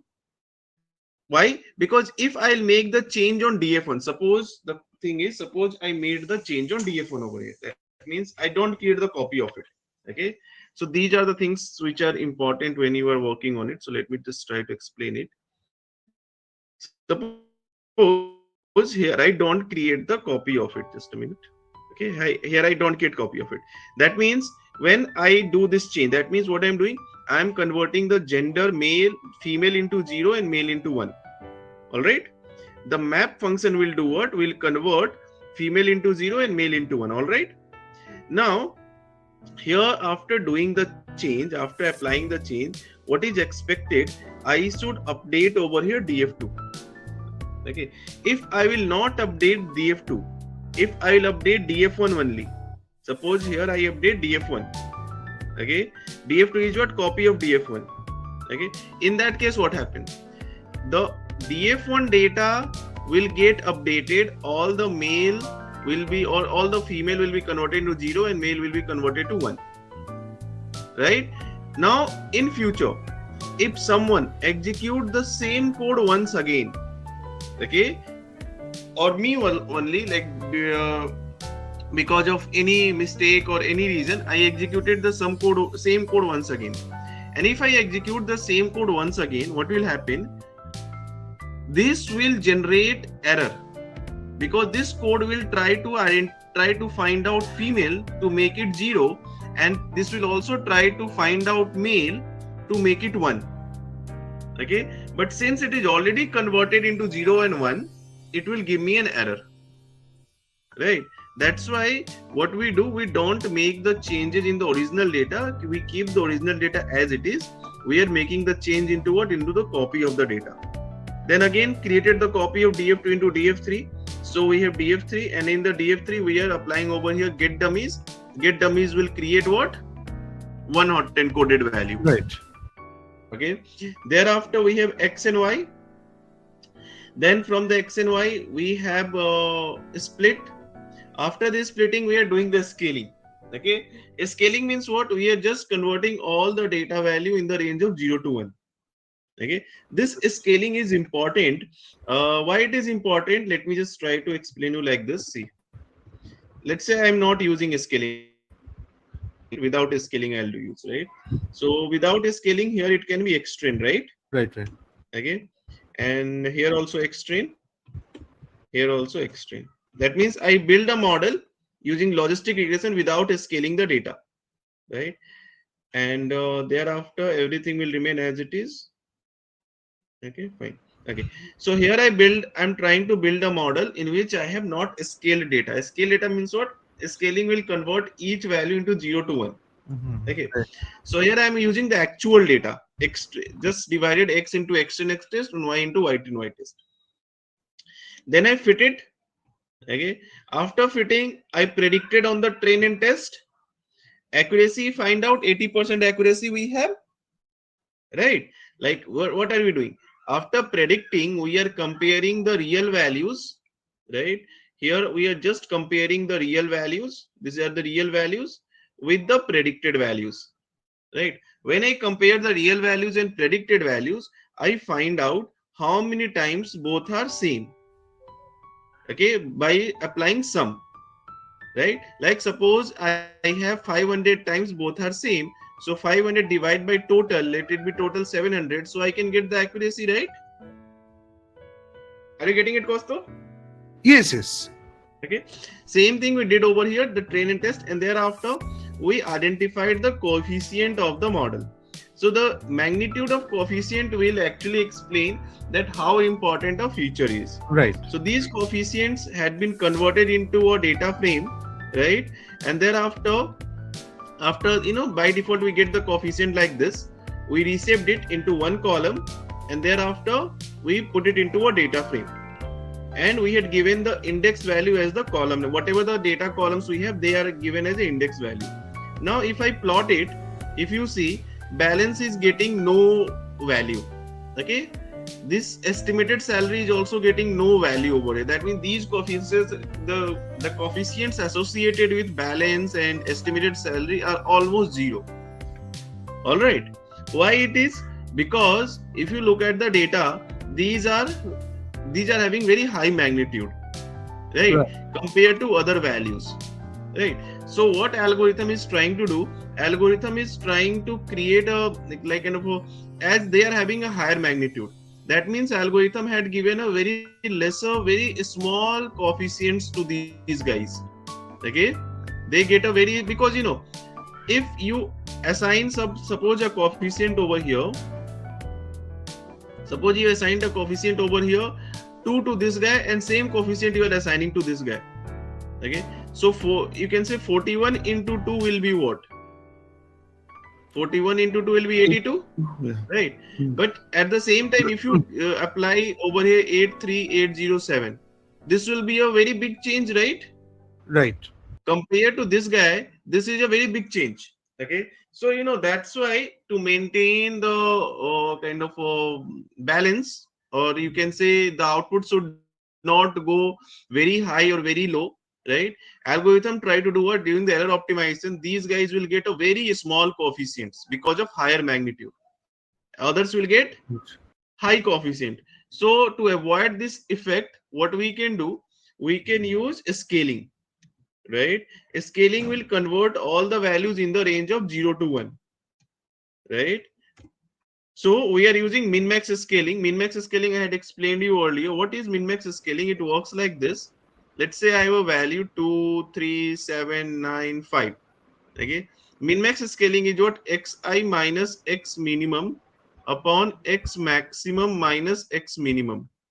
Okay, so this will be what? 2 minus minimum. What is minimum? 2. What is maximum? 9. What is minimum? 2. So 2 minus 2 will be 0 upon 7. That would be 0.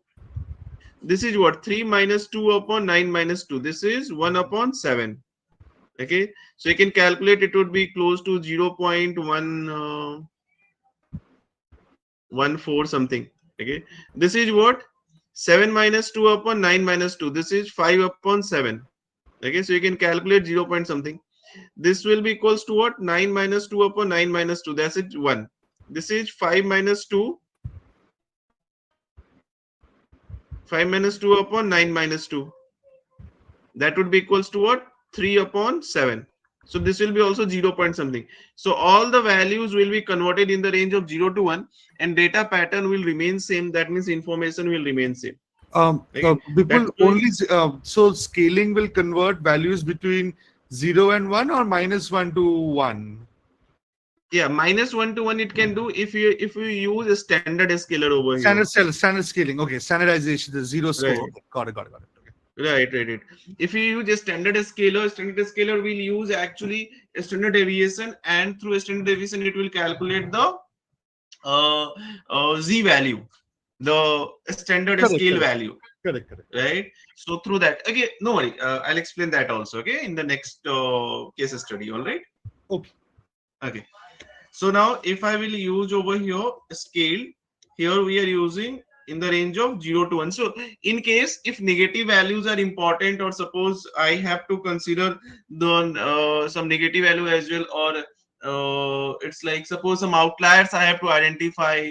Okay, those outliers are important. Those outliers I have to identify and remove.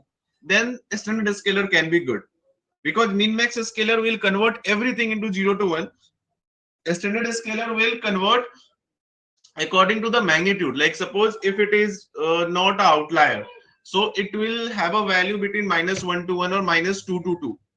Okay, if it is an outlier, then a standard scaler will give you a value, higher value. So a standard scaler can be good if you want to identify the out. Anyway, let it be.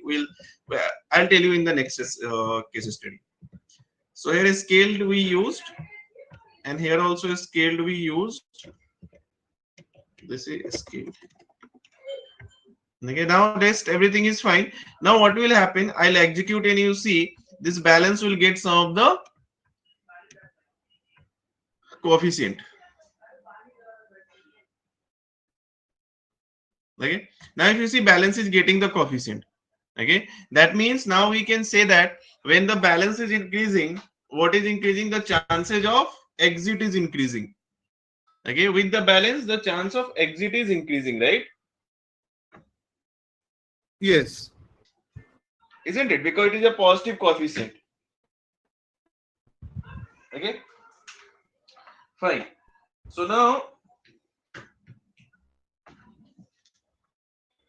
just a minute. Let me put the system to charge.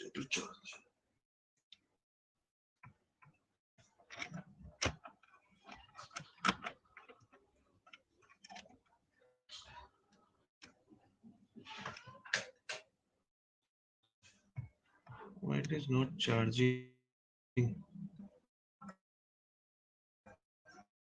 Okay, so that is the thing. Now we have to understand the confusion matrix. This is very important step.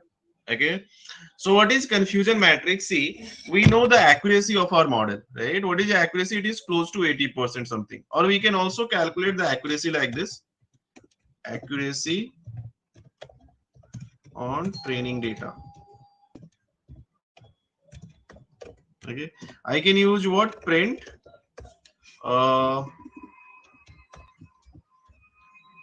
model.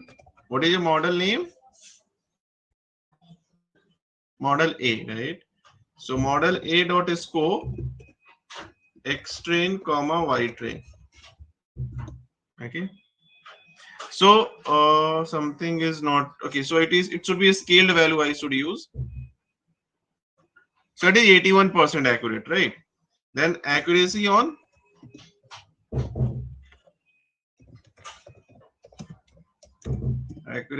test data. Okay, so for the test data it can be model A dot score x test scaled and y test. Okay, so this is also 81%, close to 81%. Now the categorical accuracy is not very much clear over here. Okay, like we have how many categories? 2 categories are there, right? So this is the overall accuracy.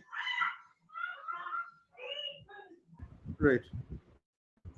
What is the accuracy for each category? right? Like for example, here this model is defined to predict the identify the diabetic condition. Okay, so I need what? I need to identify the accuracy for category 0, and I also want to find out accuracy for category 1. Okay, that means how is it performing? That means what is the accuracy in identifying the diabetic cases and what is the accuracy identifying the non-diabetic cases. Okay, so that we can identify with the help of confusion matrix, right? So for that, from Scikit-Learn dot matrix import confusion matrix. All right, and here I'll do what? I'll just call two things in the confusion matrix. I will pass two things: print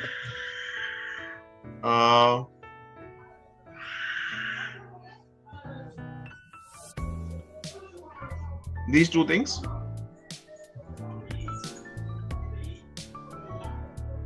print confusion matrix, okay. What I am passing the real value and the predicted value. I'll execute it. Okay, same thing I'll do for the test data.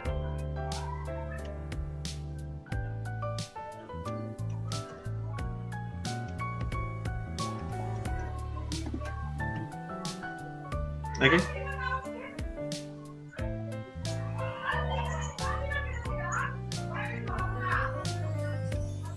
just means over here it is showing we have the square value, right? So I'll just create a square. Okay, two squares I'll create, right?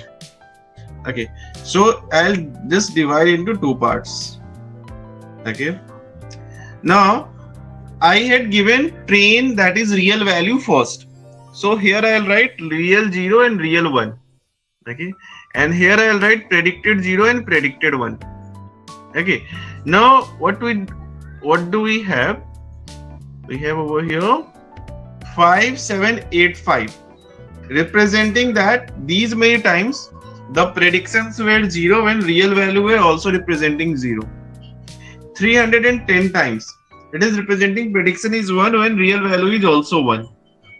Okay, now 182 times it is predicting 1 when the real value was 0, and 1, 2, 2, 2, 3 times it is 0 when real value was 1. That means this is a matter of concern. Okay, out of total samples representing 0. Okay, out of total samples representing, how many samples representing 0? It is 5785 plus 182. That would be equals to what? Can you calculate?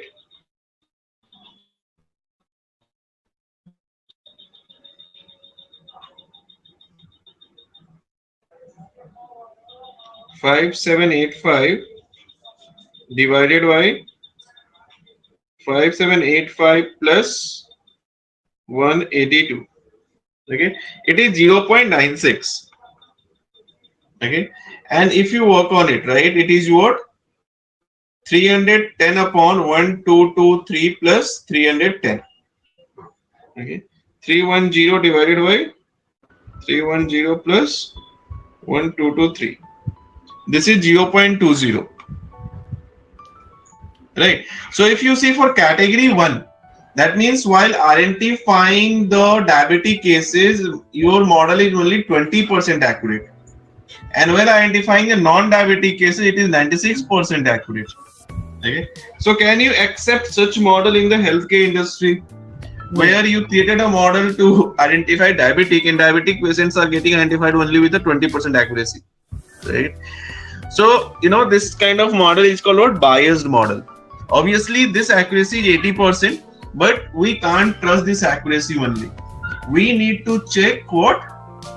The confusion matrix. Like in regression, I told you, only identifying mean absolute error is not enough. We have to identify what? R2 score value, right? Or R squared value. Had I explained R squared? Yeah. So same thing over here, we need to check confusion matrix. Then only we can decide whether it is the same story we have over here. If you see, this is 402 times it is correct out of 402 plus 102.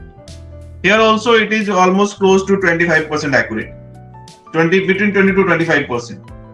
Right. That means it is heavily biased model. Now the question is, how can we handle the biasness? Okay. So there are multiple ways of handling the biasness. There is one way that is called oversampling. Okay. Oversampling. Through which oversampling we can handle the bias. That means if you check out the data,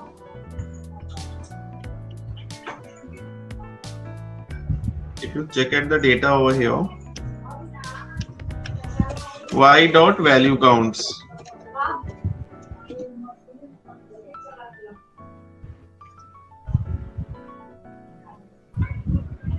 Okay. So now if you see, we have the highly biased data. Category 0 is 7,963. Okay. This is almost more than 80%. Okay. If you look at this data, right, and I divide it by total data length of y. Okay. So this is 79-80% data, right? So 80% of the data is category 0 and only 20% is category 1. So obviously it will be a biased model, right? So how can we fix it? There are multiple ways of fixing it. I'll tell you one by one. First, it is about oversampling. Oversampling do what? It is just oversampling or undersampling, right? So oversampling will increase the sample size for that particular sample which sample size is small, right? So for that I can use imbalenced library. What it will do, it can increase the sample size for category 1. It can increase the sample size of what? For category 1. Okay, and so that it can match over there. Undersampling will do what? Undersampling will decrease the sample size of category 0. But generally undersampling people don't use much because of undersampling you will lose data, right? You will lose data because this sample, so many data samples will be deleted. Okay, that's why we don't use undersampling much. Oversampling is what? We will not lose data, but some new data points will be generated for category 1. Right. Now how can we generate? There is one way called random oversampling. Okay, random oversampling, right? So random oversampling will do what? Will just create duplicate values of these existing data points. Okay, like whatever the data points we have over here, y dot value counts. Okay, so many duplicate values will be created, but that will again create a redundancy in the data. Okay, so next way of oversampling is what? SMOT. Okay, synthetic minority oversampling. Synthetic minority oversampling. T is what I am. I forgot. Okay, SMOT you can just search over here. SMOT. Okay. What is it mean? Synthetic minority oversampling technique estimation. Okay, it is synthetic oversampling technique estimation. Anyway, so what it does, SMOT. Let's say you have data points over here. Okay, like say I have two categories, right? This is category 0. Let's say one of the category, and then we have other category. Okay, so here red one is in minority, right? Whose sample size to be increased, right? So what SMOT will do? SMOT will just identify two data points which are very close to each other. Okay, and between which we don't have any green points. Okay, two data points which are extremely close to each other and between the nearest distance. Okay, like if I have this point and this point, so there are so many distance between these points, right? This is all the distance, right? But what is the nearest distance? The straight line between these 2 points is nearest distance, right? So between the nearest distance of two data points where we don't have any other point, right? Synthetic minority oversampling technique estimation will generate a new data point on that particular line. Okay, it will just generate a new data point on a line representing the nearest distance between two data points, like this. That's how new data points will be generated. So Smart is good to generate the new data points. So what we can do, we can just call over here from imblearn. Imb means what? Imbalance learning. Okay, just a minute.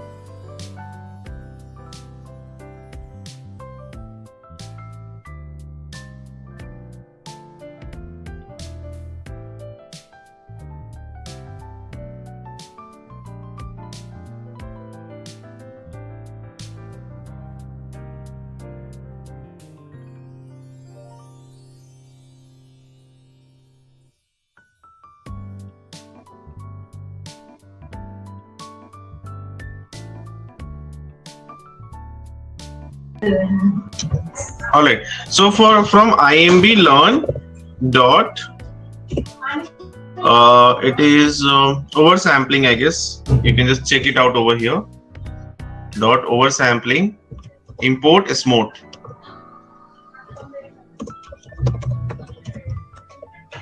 Okay, this is what we can do.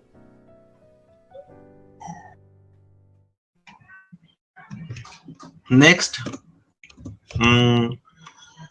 I can just define a object over here. OVS, let's say oversampling is equals to Smart. Okay, and thereafter I have to fit OVS dot fit resample. I can use fit and resample separate as well. Like first I can fit X and Y over here. Okay, and thereafter I can resample OVS dot resample, or I can use fit underscore resample in one go. Okay, so let's do it. Fit resample. What I have to do, I have to work on X and Y, right? Now I will just store this thing into, let's say, XR and YR. Okay, so this will do what? Do the oversampling. After the oversampling, if I check YR dot value counts, right?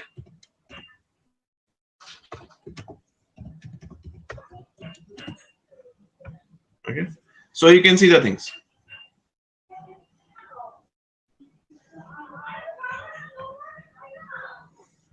Okay, so YR dot value counts, and then I divide it by this one. So both are 50% now, right? Now here also I use XR and YR, right? Okay, done. So now I'll get identify the accuracy. Accuracy remain close to 80-82%. So sir, how does it artificially increase the sample size and make it? I understood theoretically, but practically how does it make it 50-50? Because the samples would direct to 0 and some samples will direct it to 1, right? So the Y will be 0 and 1. So how 0 can become 1 and 1 can become 0? No. 1 will not become 0. I'll tell you. See, I'll again explain you. See what happened. Initially, you have the number of samples for category 0 is what? 7963. That's right. Okay, so it will not disturb this guy. Okay, this will remain as it is. Okay, no change. Only this will increase. New samples will be generated over here to match this particular size. Okay. Random samples or duplicate rows will be added and Yeah, correct. There are two ways of generating it. One is called random oversampling. Okay, if I use random oversampling, then the duplicate values will be created to match this size, right? So that model can get enough data to learn about category 1 as well. As of now, model is not getting enough data about category 1. It is getting 80% data about category 0. So model learns a lot about category 0, but for category 1, it could not learn better because of a small sample size. By creating duplicate values to match this size, we want that we can give the same data again and again so that model can learn something better about category 1. Okay, but random oversampling do what? It creates the redundancy in your data. Okay, so the next technique is what? SMOT. Okay, so synthetic minority oversampling technique estimation. So here random values are not created. What I told you here, let's say I have two category, right? Let's say this is one category, right? Which is less in number, and then we have another category which is more in number, like this. Okay, so I want more number of red colors, right? So SMOT will do what? SMOT will try to find out those data points, those nearest data points, right? Within which we don't have any other category, right? Like suppose this is the nearest distance between these two data points. Okay, and in this nearest distance, I don't have any green color, right? So new red color points will be generated over here. Okay, like this. Same way, here is your nearest data point in which we don't have any green color. So new data point will be generated on this line. Okay, representing red color. Okay, now new data point can be generated over this line representing red color. New data point can be generated on this line as well. Okay, representing what? Red color. Right, like this. So this is how it will increase the sample size for the red color. All right, are you getting it? Yes, yes. Okay, just two nearest point within which we don't have any other data points, it will generate a new data point, right? So that, you know, if new data points will be created, thereafter data will get balanced. So now this guy is having 7963 as it is, no change. Okay, only for category 0 number of sample is increased and it becomes 7963.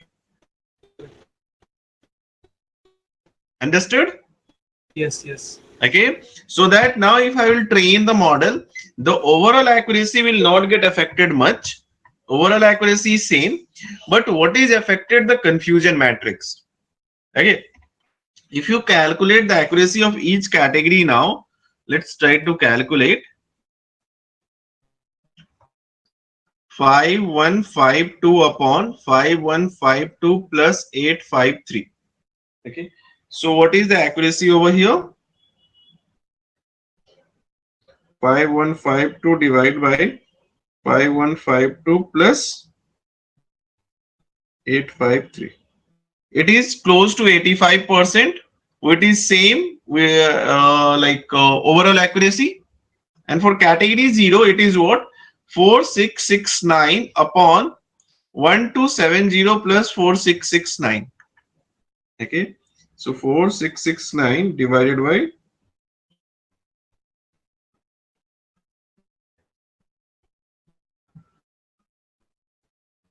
0.78. So now last time it was only 20%, we made it up to 78%. Okay, similar story you can have, so you can just identify this thing directly as well if you use classification report.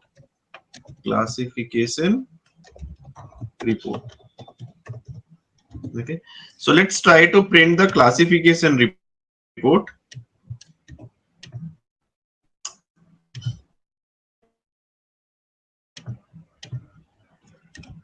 Print.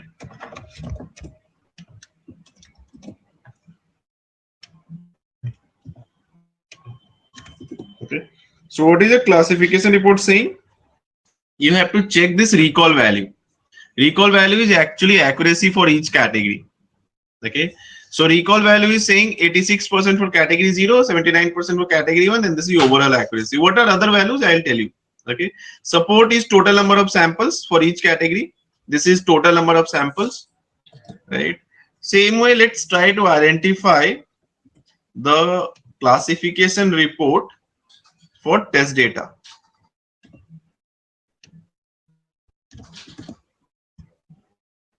Okay, so here also we are getting it little bit better compared to last time. Am I clear? Hey, Vipul, so we are essentially using recall, so that it's a higher the recall, the lesser is the false negatives, right? Okay, and we're not using precision. Precision will not use. Precision also. See, I'll actually I have not Okay. told you about the false negative, true negative. All That's right, why right. Okay, I'll explain. I'll explain. Okay, perfect. Okay. As of now, I'm just explaining you the biasness. How can we identify the biasness? To identify the biasness, recall value can play an important role. We can check this is accuracy for category 0, this is accuracy for category 1. So if it was not balanced, so first we check the data distribution. If data is biased, first of all, we try to remove the biasness from the data. Okay, but still for identifying the diabetic cases, this is very poor. Not very poor, but it is still not that good.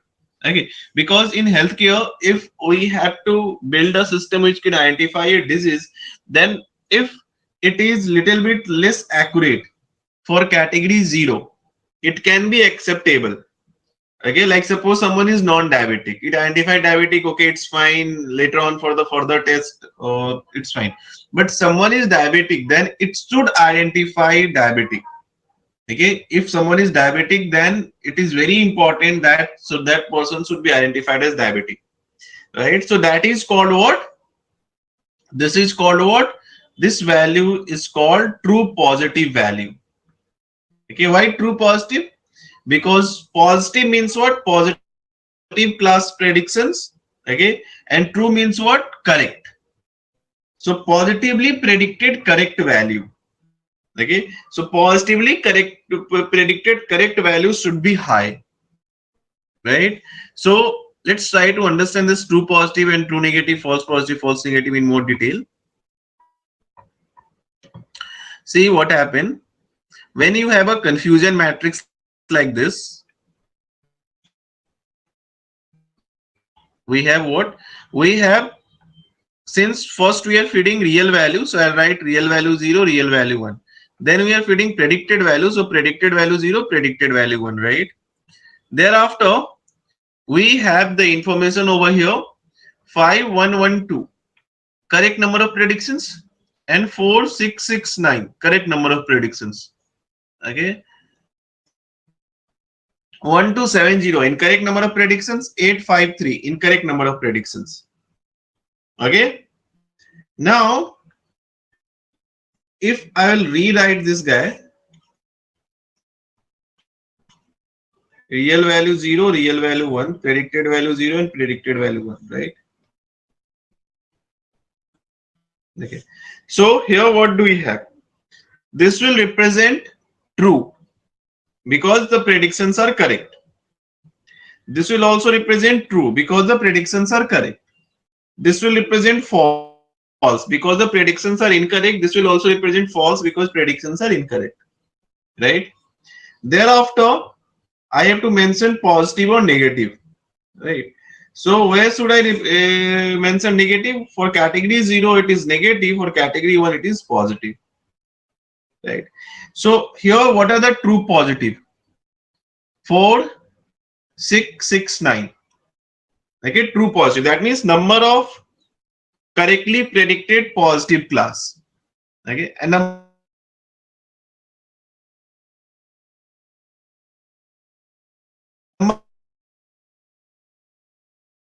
of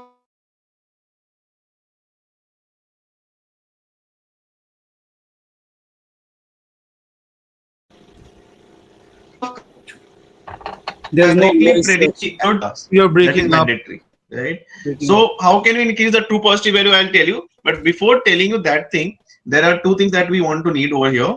We need to understand. First is called true positive rate. What is true positive rate? Very simple. True positive upon true positive plus false negative. Okay. This one, if you take this one, if you take through this, you can calculate the true positive rate. So true positive rate is what? 79 over 0.79. Okay. So true positive rate is also called as recall for class 1. All right. And true negative rate. Okay. What is true negative rate? This is true negative upon true negative plus false positive. Right. That means if you consider this thing, that is true negative rate. So true negative rate is what? Is recall for class 0. All right. This is true negative rate. So true positive rate and true negative rate. If both are high and both are actually close to the overall accuracy, it means your model is less biased. Okay. Now, based on this true negative rate and true positive rate, we can calculate other things as well. Now let's talk about precision. What is precision? Precision is calculated like this. Okay. That means out of all negatively predicted value. Negative predicted means class 0 predicted.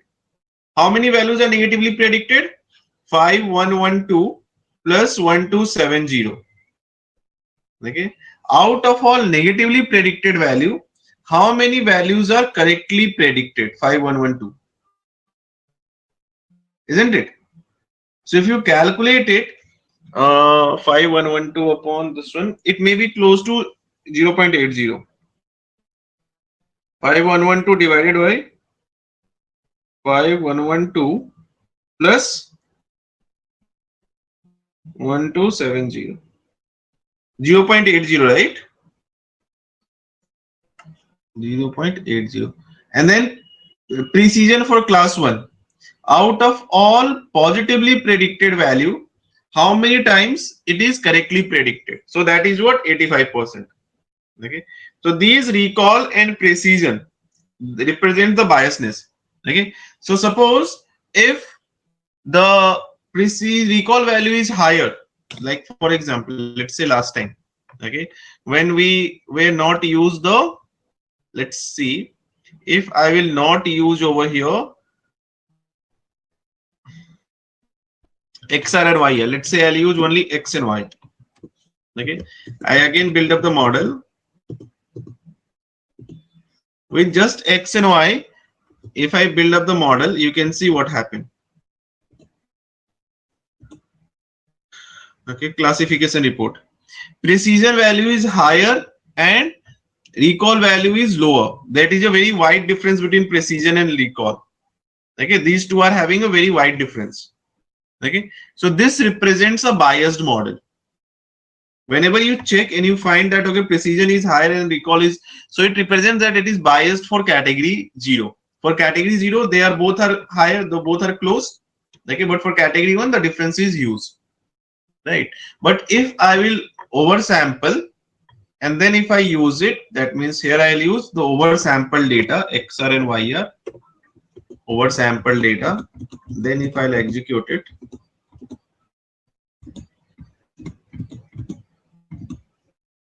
okay.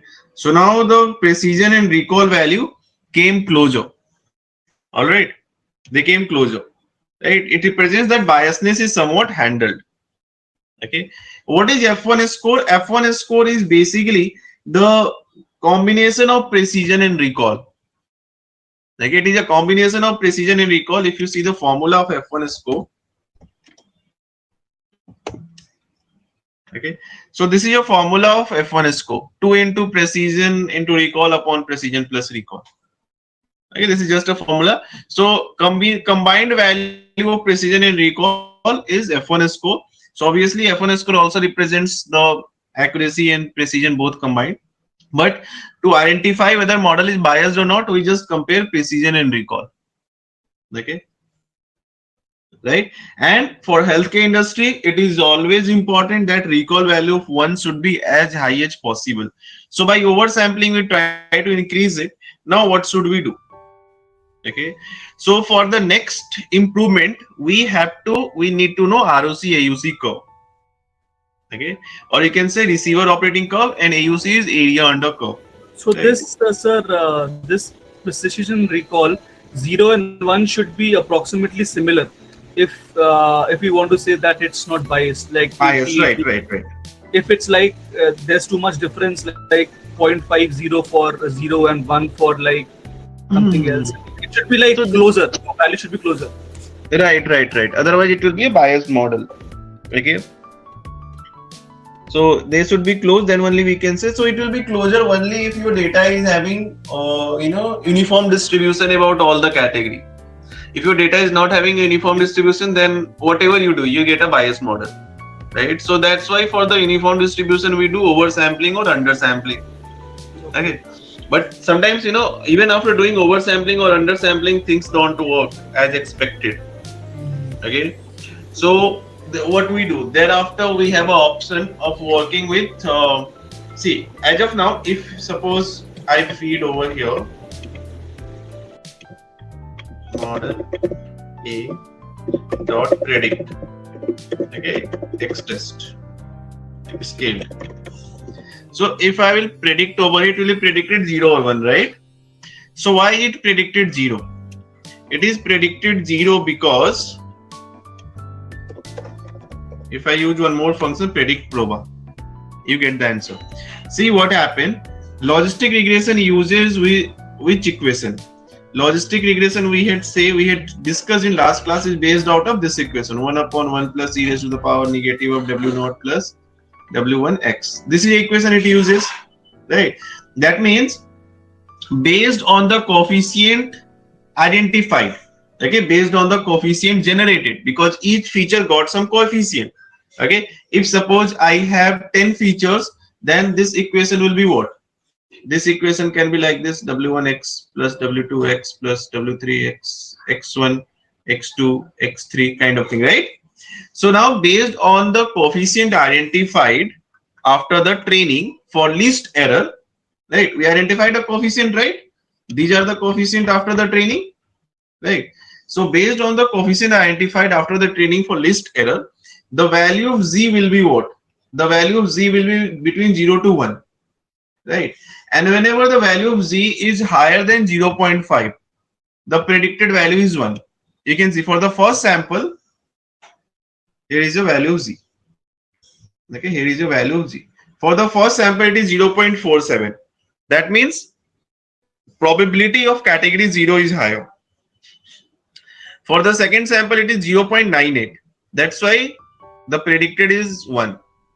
For the third, it is 0.16. That's why predicted is 0. Here it is 0.9. That means predicted is 1. Right? So the value of z we are getting over here. Whenever this value is higher than 0.5, the predicted value is what? 1. If it is lesser than 0.5, the predicted value is what? 0. Okay. So second option of increasing the accuracy for category 1 is what? We can change the threshold value, right? That means by default to make the decision, it is 0.5. I'll say that I want to make it 0.3, right? So whenever these values will be 0.3, it means if I make the threshold 0.3, then what happened? This will be predicted as 1, right? This will be predicted 1, this will be 0, this will be 0, this will be 0, and this will be 1, right? So this sample which was predicted as 0, it will now get predicted as 1 if I change the threshold value to 0.3, right? So how should I change the threshold value? That's what we are going to discuss. And how can we find out the best threshold value, right? Okay, that is a part of ROC. Yes, you could.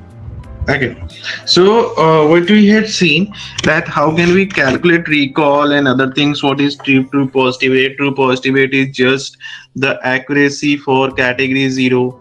This is true positive rate. This is true negative rate. All right. Now what do?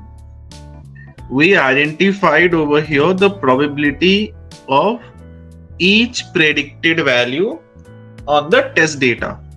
What is this? This is a probabilities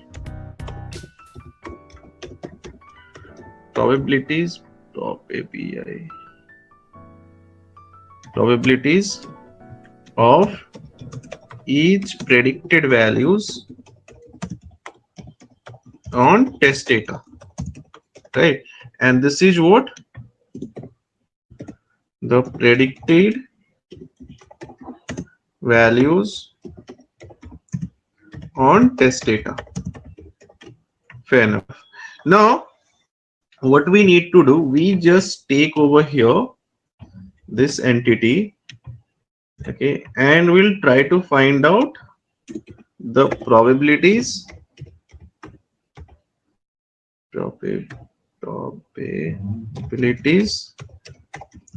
of category 1. Okay, so probability of category 1, how can we identify? It can be this one, comma this one. That means we are trying to do slicing. So I want last column over here, right? So I can just use -1. All right. Okay. So here what we have, the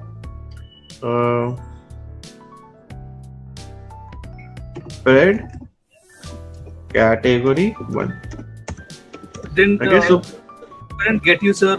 What are you exactly doing?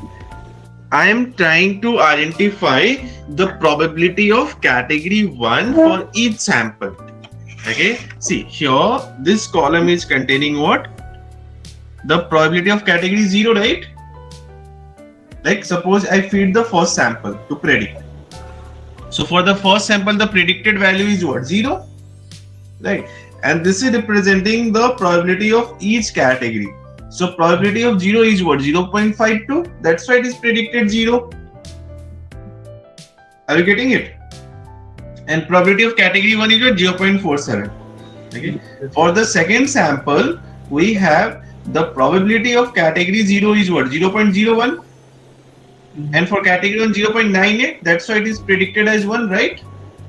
So what I did, I had just separated all the probabilities of category 1 over here by taking the last column. Understood? Okay. So this is predicted probabilities, I should write, of category 1. Now what I will do with this predicted probabilities of category 1? With this predicted probability of category 1, I will try to find out something that is called true positive rate and false positive rate for each sample. Okay. How do we find it? So for that, from Scikit-Learn dot matrix import ROC curve. Okay, and one more thing I'll find out that I'll use later on, ROC-AUC score. So that I'll use later on. As of now, let's say ROC curve. So in the ROC curve, what I feed two things. First, I will feed this predicted value, right? So what is a predicted value? It is y test predicted. Okay, this is our y test predicted value. All right. So I'll feed over here y test predicted, comma, this guy. Okay. So when I execute it, I'll get these things. Okay. So what am I getting over here? Okay. I'm getting, this is your false. Okay. Let me just try to explain it like this. See, when you have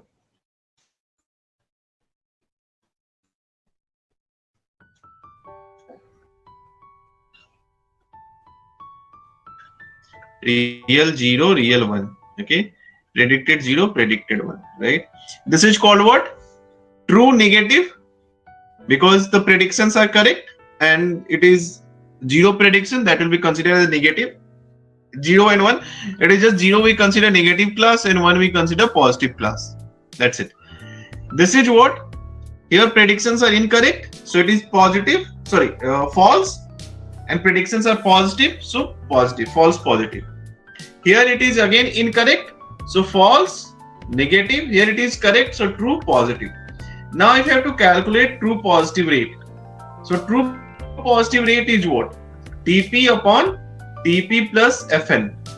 And what is false positive rate? FP upon FP plus Tn. Okay. Two things we are calculating. One, we are calculating true positive rate. Another, we are calculating the false positive rate. Right. So true positive rate is representing what? Accuracy for category 1. This is accuracy for category 1. And false positive rate is representing what? Inaccuracy, right? Inaccuracy for category 0. Right? That means for a better model, what is required?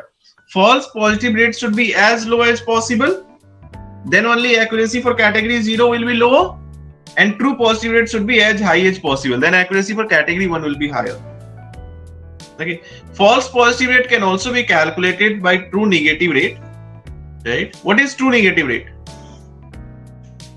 True negative rate. True means what? Correct predictions. Correct negative predictions. So rate of correct negative prediction.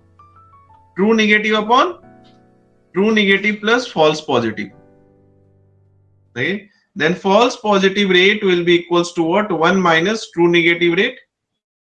That will be equals to what? 1 minus Tn upon Tn plus Fp. Alright.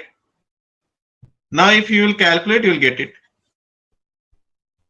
Alright. So false positive rate, yeah. I have one question. I'm a little confused around this true positive rate and false positive rate for category 0. Like is true positive rate for category 1 and false positive rate for category 0? I'm a little confused there actually. Yeah, right. See, true positive rate, true, always whenever truth anywhere mentioned. So always think about true means what? We are talking about the accuracy. Okay. It can be true negative rate or true positive rate. We will always talk about true means what? Accuracy. Okay. True positive rate. That means we are talking about the accuracy about the positive category. Right. True negative rate. That means we are talking about the accuracy of negative category. All right. Yes. Accuracy of positive category, accuracy of negative category. Got it. Got it. Whenever false come, okay, that means we are talking about inaccuracy or error. Right. That means how many times it is incorrect. Right. So false positive rate and false negative rate.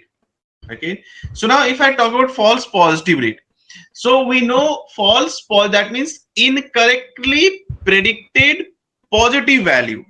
Correct. Okay. If incorrectly predicted positive value, that means it is actually negative, but it is incorrectly predicted as positive. Correct. Okay. So it means what? Here we are talking about inaccuracy of negative class. Okay. Inaccuracy of negative class. And here we are talking about inaccuracy of positive class. Right? Because if false positive value is higher, okay, that means what? If suppose your false positive value is higher, this is false positive, right? So now if I will do it like this, Tn upon Tn plus Fp, right? If this will be higher, then obviously accuracy will come down, right? Are you getting it? Accuracy for negative class will come down, isn't it? Accuracy for, if this value is higher, then accuracy for negative class will come down, right? Yes, yes. Okay. So this is representing, this is affecting the accuracy of negative class. Okay. This is affecting the accuracy of negative class, and this is affecting the accuracy of positive class. Okay. But when this value is higher, accuracy for negative class will be lower. But when this value is higher, accuracy for positive class will be higher. Got it. Okay, so no need to memorize it. Okay, just if you know how to create this table, already I told you how to create this table. It's very simple. You can just use what? You can just write over here, wherever it is correctly predicted, just write true, true. Wherever it is incorrectly predicted, just write false, false. 0 prediction, negative, negative. 1 prediction, positive, positive. Once table is created, rest you can easily do. Yes. All right. So here is your true positive rate. Okay. And here is our true negative rate. From the true negative rate, we can calculate false positive rate, or false positive rate. I can also calculate it like this. Okay. So when we do this thing, actually we are trying to identify this true positive, false positive rate only. Okay.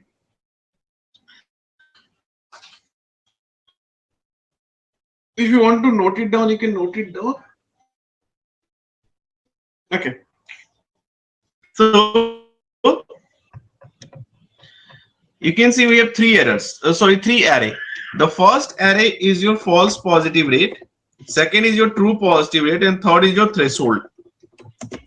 Okay. So if I print it over here, false positive rates. Okay, thereafter I will print true positive rate. And then I'll print over threshold.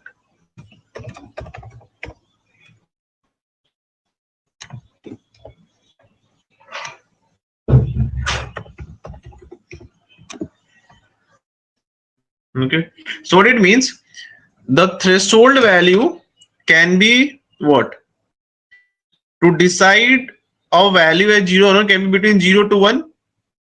Okay, so first threshold was picked over here as infinite.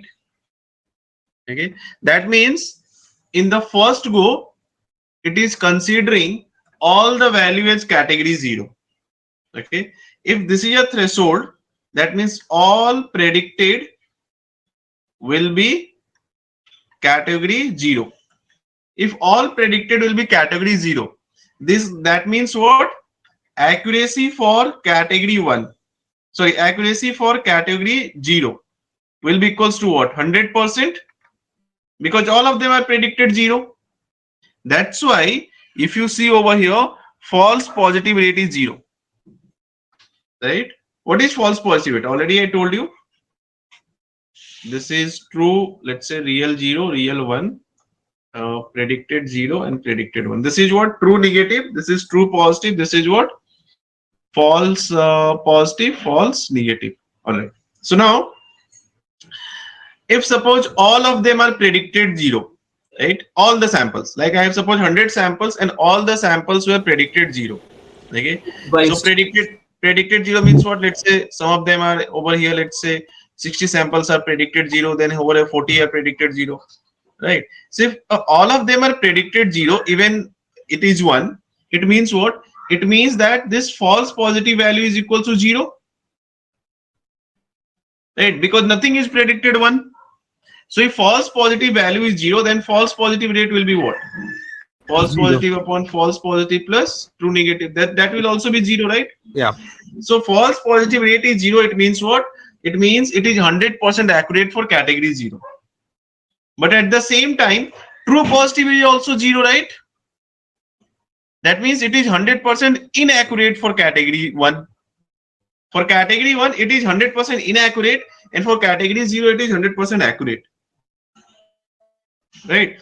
Thereafter, the threshold value changes over here, right? And threshold becomes 0.9. So at 0.9, still all it is for category 0 is 100% accurate.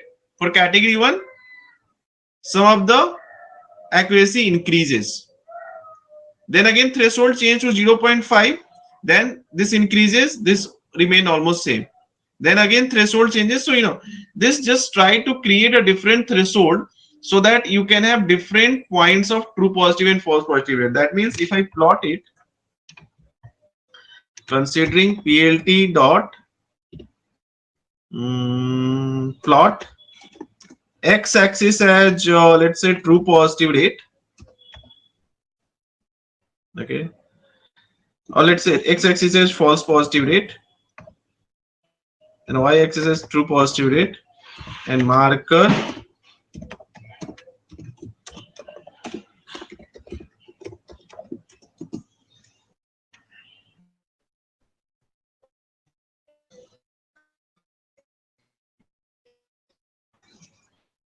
okay.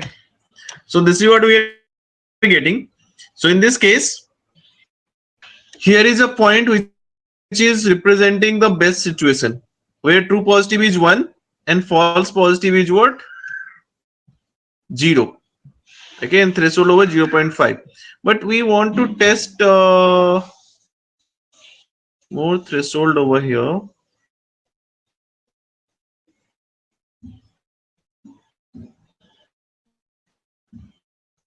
It is something which I had given y test spread over here. Let me use two-dimensional data.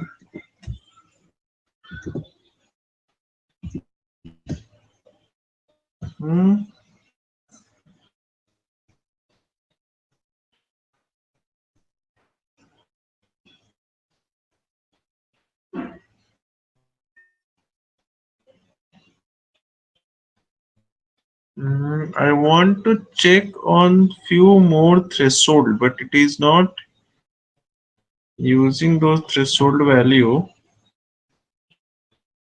Just a minute.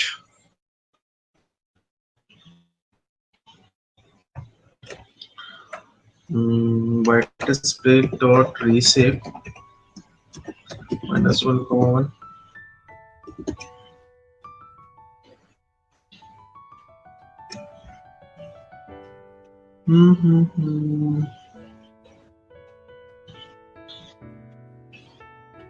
Oh no, what I'm doing?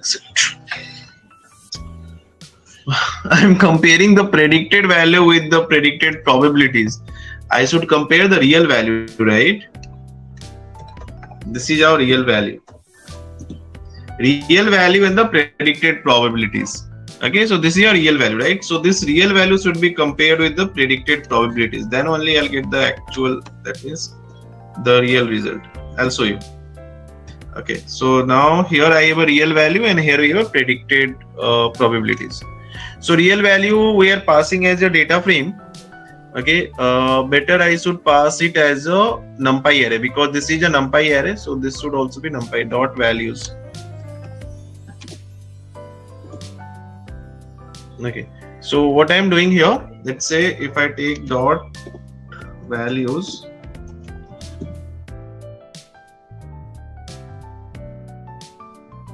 okay, this is dot values, and thereafter this one can also be one dimensional, no problem. Okay, now fine. So what happened now? It's better. Actually, last time it was not showing me the correct value. So there are so many values are there. If you see here, that's why last time the threshold coming out to be 0.5, and at 0.5 the curve was like this because we compare only. Okay, I'll explain. Okay, because what I did last time, I compared the predicted values, isn't it? The predicted values with the predicted probabilities. So how can I get the good result, right? The correct result. I have to compare the real values, right?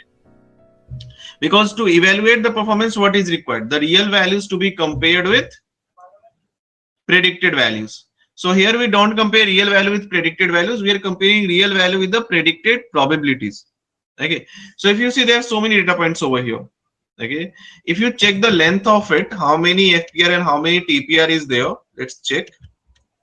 Print length of false positive rate. So it is same for all of them. So it is 1010. That means what exactly happened? The false positive rate is being calculated for 1010 different threshold values.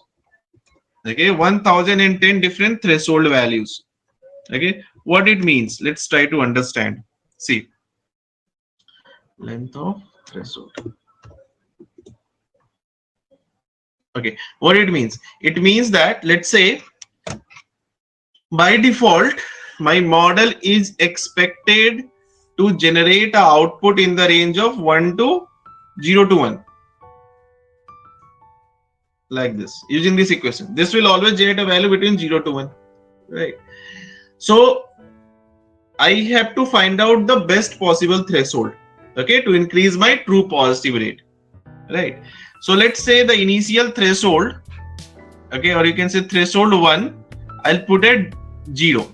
So if I put the threshold 1 at 0, it means what? It means that I am predicting all of my predicted value will be 1.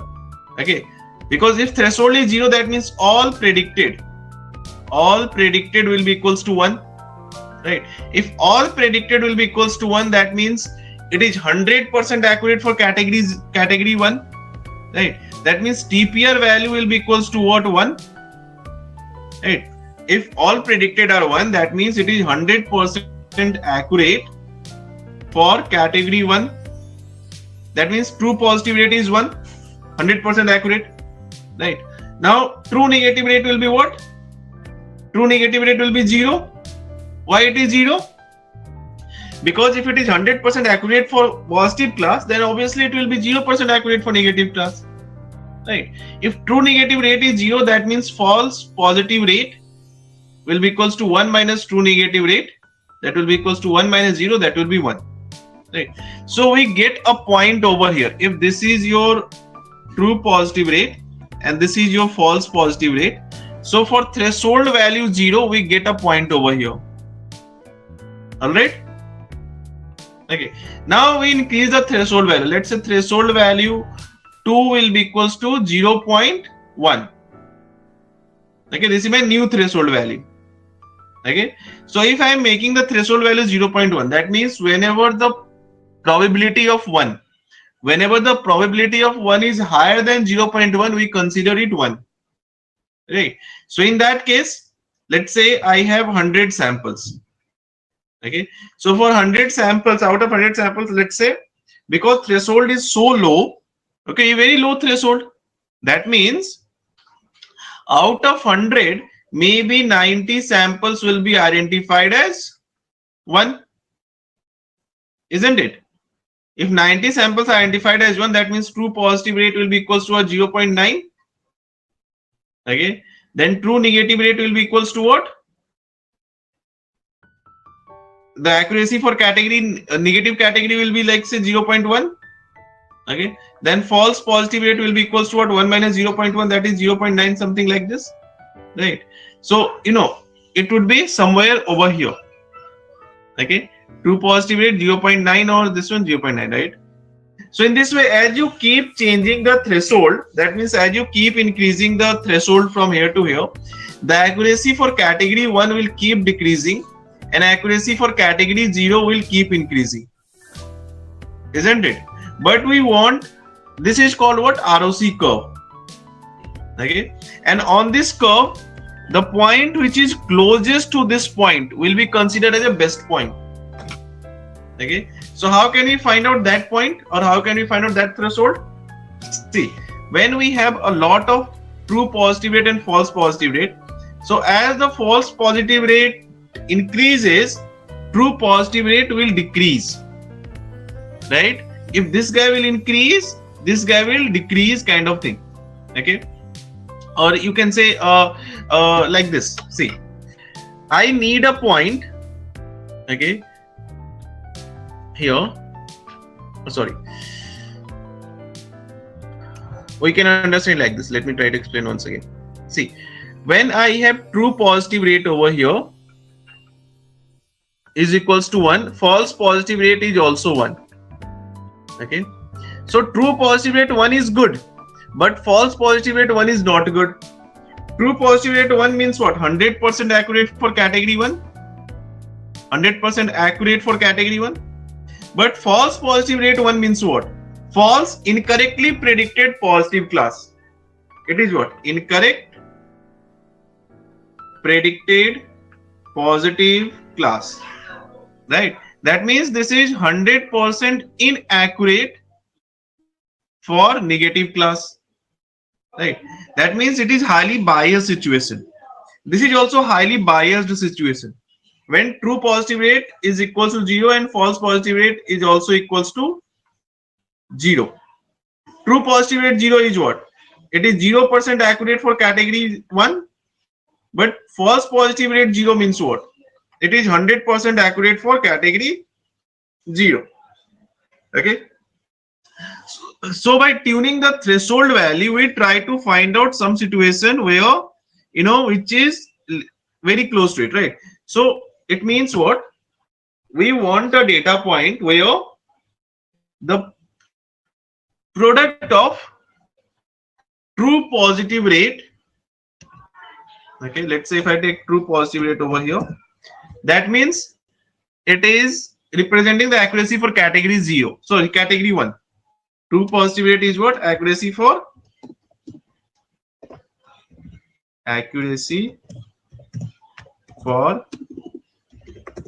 category 1. Category 1. This is what? True positive rate, right? Now accuracy for category 0 is what? Accuracy for category 0 will be equals to what? True negative rate, and true negative rate will be equals to what? 1 minus false positive rate. False positive rate already we have. So we want a data point, we want a threshold where true positive rate and 1 minus false positive rate is maximum. Okay. So when we will take this thing, right, I can just take it as a what? G value. Okay. Now I want to find out at which location my G value is maximum. Okay. So to find out where I have the G value maximum, I can do what? I can use NP dot argument of maximum like this. So it is 360. That means I want to find out what is a value, what is a threshold at 360.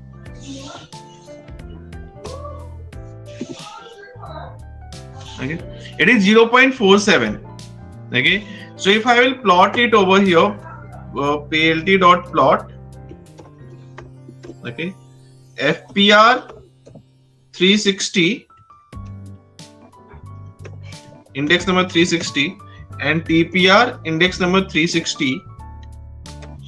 Okay, marker is equals to O, color is equals to red. Okay, so this is a point which is giving me what? Most balanced situation, and threshold it is suggesting me to use what? 0.47. All right. That means when we are doing the prediction, let's say model A dot predict. Okay, what do? We pass over XTS scale. Right. So it just predict the value based on threshold 0.5. Now I want to make the prediction. Make prediction on threshold 0.472. Okay, and evaluate performance. So how can you do it? Here I can just take model A dot predict proba. All right. So I have the probabilities. Then I can take the column 1, the last column, sorry. Right, and then I can compare it greater than 0.47. That means whenever it is greater than 0.472, that would be identified as category 1. All right. So here I can do what? I can use this thing np dot wherever this situation is satisfied, just make that 1, otherwise make that 0. Okay, right? So this where function can be helpful over here. So this is a predicted value, y test predicted using the threshold. Okay, this is a predicted value, not directly predicted, it is predicted using the threshold. All right. Okay. Now I'll try to compare the performance. So how can we compare? Let's copy this thing. That is your classification report. Okay. Here I had used Y test. So instead of Y test, I will use what? Y test. I'll compare Y test predicted value. What was Y test predicted value? This was Y test predicted value. The normal predictions. Okay. The normal prediction was Y test predicted value. Okay. But now I'll compare it Y test with Y test predicted using threshold. Okay. So now, is anything changed? The recall value becomes 79, 0.79. Earlier it was, okay, you can compare here only.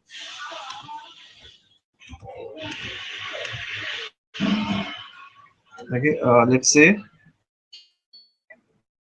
here I'll use Y test.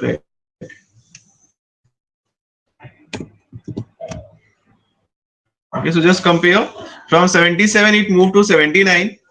Precision over here slightly changed, right? So it is trying to be more, we have more trying to more true positive rate, right? So this is how we can control the true positive rate.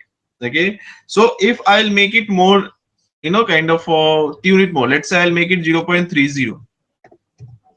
Okay, so my true positive rate will be increasing. It goes to 88%. That means now my model is identifying the diabetic patient with more high accuracy. Okay, but at the cost of identifying non-diabetic at a lower accuracy. All right. So if I make it suppose 0.20. Okay. So in that case, it goes to 93%. Okay. But shall we do it again? If I do it, then this one is getting affected. Okay. So we can tune it only if we think that for category 0 accuracy doesn't matter a lot. Okay. So here it is now balanced, more balanced. Okay. Both are close to 80%. Right. It means what? Suppose I have a data. Any data, right? Let me just have a data sample. Any sample, I'll take it from a sample number 50. Okay. Now on the sample number 50, I have to make a prediction. Okay. So let's say I'll use a scaled value. A scaled is already NumPy, so values is not required. So suppose I have to make a prediction on it. So what I do? Generally, I'll do the prediction model a dot predict. Directly, I can make the prediction. So it will be predicted as 1 or 0. But I want to make the prediction considering the threshold value. Okay. This is a generic prediction, predicted as 0 or 1. Okay. But now I want to make the prediction considering the threshold value. Okay. So what I have to do? I have to use over a predict proba. It will give me the probabilities. Okay. And from this probabilities, I have to take this thing, right? That is probability of category 1, because here we are comparing probability of category 1 only, right? So how can I take the probability of category 1? First of all, it is already coming in 2-dimensional output. So what I should do? Let's take category 0. Index 0. So index 0, it will give me this one.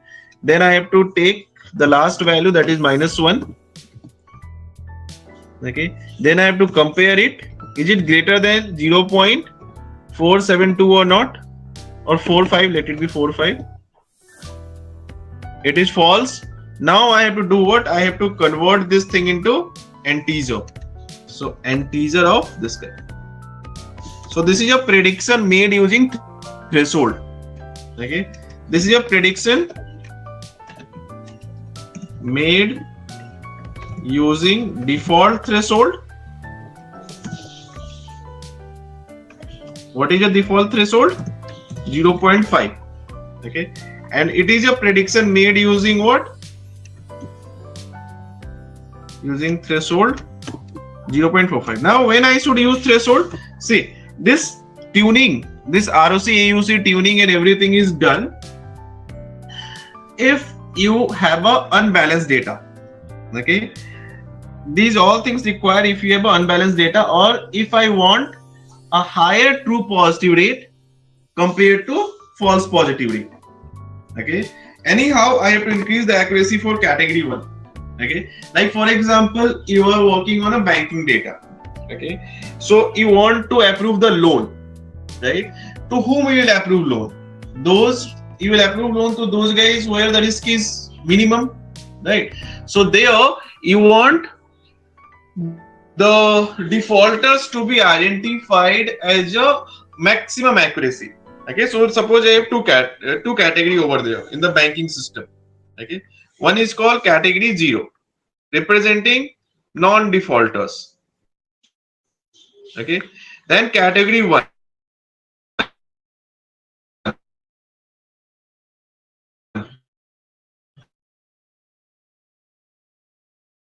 representing model. We want that model should predict category 1 with high accuracy. Okay, if the accuracy for category 0 is lesser, it's okay. Okay, I may not give a loan to a person who is who is actually qualifying the loan criteria because of inaccuracy, because of incorrect prediction category. It's fine if I'm not approving the loan, money is with me only, but I only want to approve a loan to those guys who are having the minimum chances of default, right? So that means what? The accuracy for category 1 should be high. That means I want true positive rate should be maximum. It should be more than 90% or 95%, right?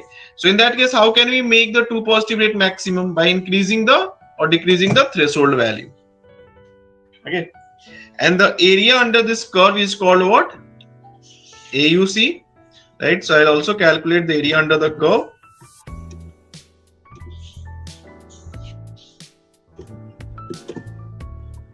If it is maximum area, okay, so this is what? Area under curve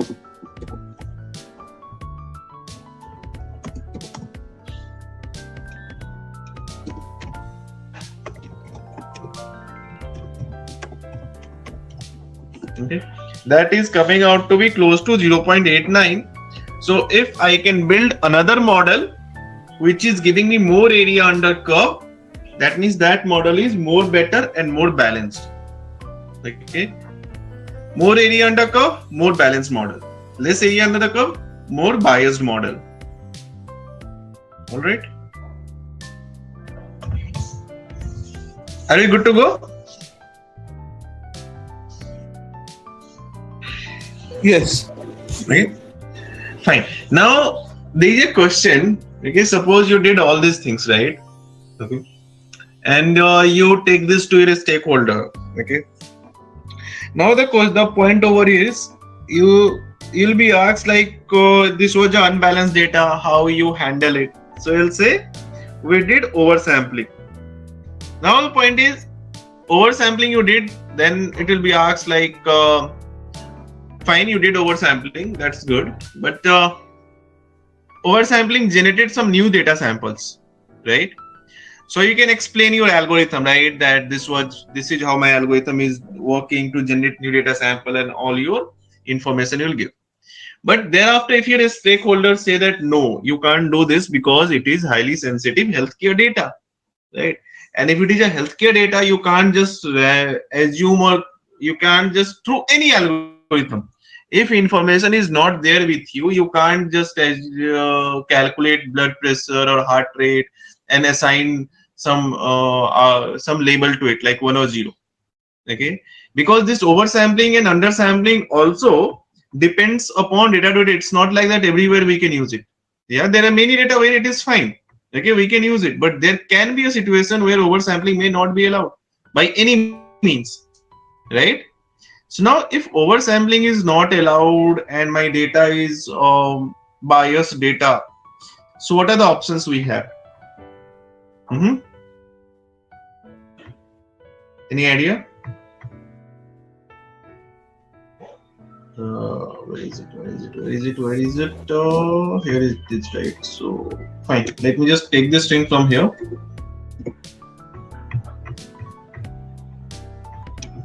So in case if oversampling can't be done and still I have a biased data, right? So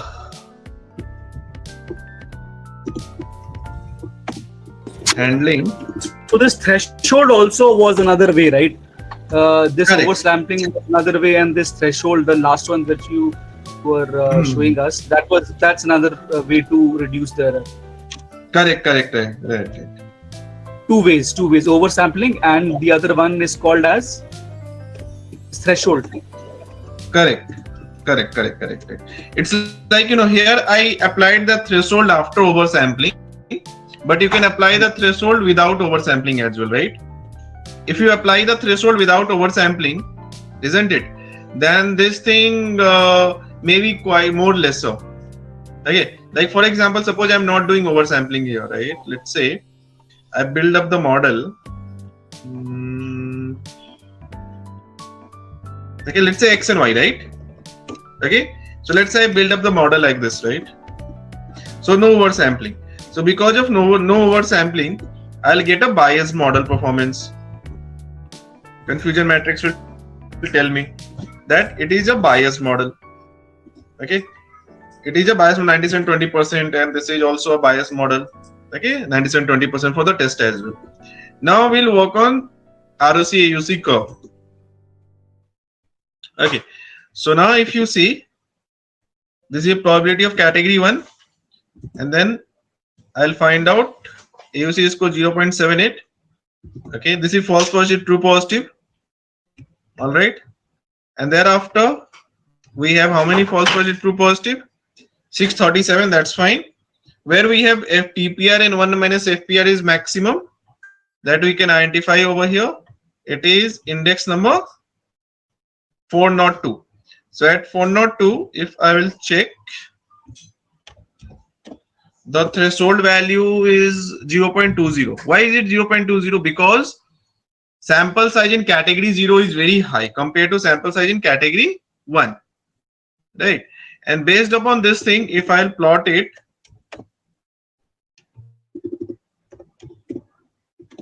okay, so this is a curve. Obviously area under curve is now lesser, right? Now again I make the predictions. Based on the actual prediction, my classification report is showing this thing. Now based on this threshold value is 0.205. That means let me use 0.21. Okay, I predicted, and then again if I compare the classification report, they become 71-72%, right? Isn't it? So biasness is handled, but accuracy is over a little lesser because we had not used oversampling. But biasness is handled, right? Okay. So now if I have to make the prediction, I have to make a prediction like this, 0.21.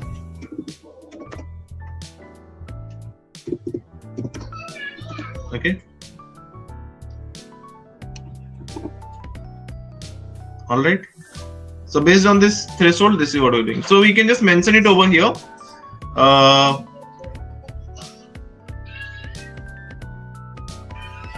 Let me just write it. Predictions. Okay, so that. Wait a minute.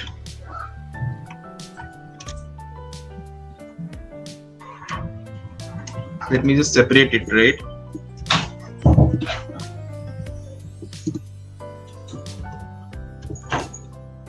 Handling biasness by tuning threshold using FPR and TPR. Okay, so that, all right. Okay, so here I'll do what? Here I'll use XR and YR. Oh, sorry.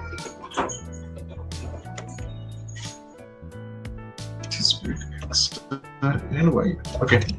So here I'll use XR and YR, and I'll copy this thing, and this is the first thing, like we are handling the handling over here.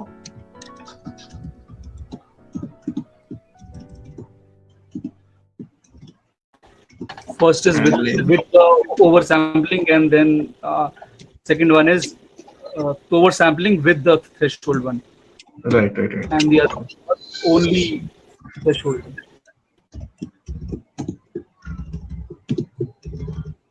Okay. So here I have this thing. This is what we did, oversampling. Okay, and based on the oversampling, if I did it.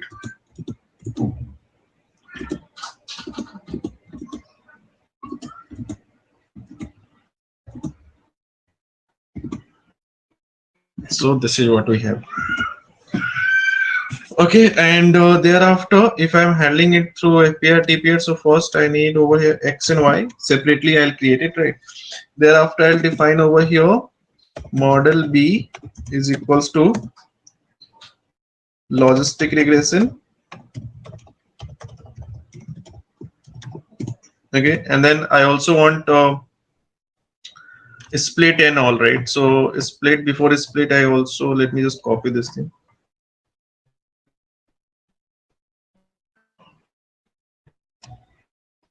Splitting, and where I'm doing scaling, here I'm doing scaling, right here. So splitting, and thereafter I also want a scaling.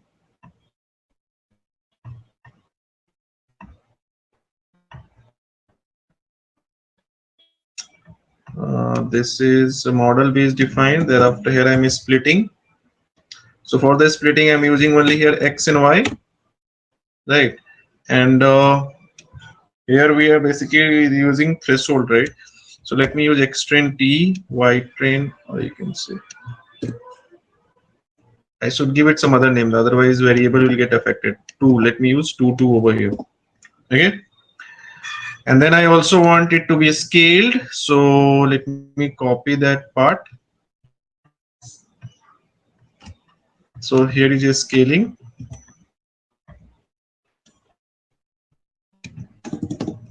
Okay. So scaling is doing like this. So for the scaling, it's like extend 2, extend 2, xtest 2. Okay, and then extend scale 2, and this is also 2. Okay, now I have to use model B dot fit xtrain 2 comma xtrain scale 2 comma y train 2. So this will be fit, right? Okay, now here xtrain model B dot predict xtrain scale 2. Okay, then I have oh no, I use same variable here. Y-test spread 2, let me use. Okay, thereafter y-test 2 dot value, this is my real values, real labels, these are predicted labels, these are the real labels. Okay, and thereafter we are predicting over here model B dot predict proba xtest scale 2, the predicted values, and then here predict probabilities of category 1.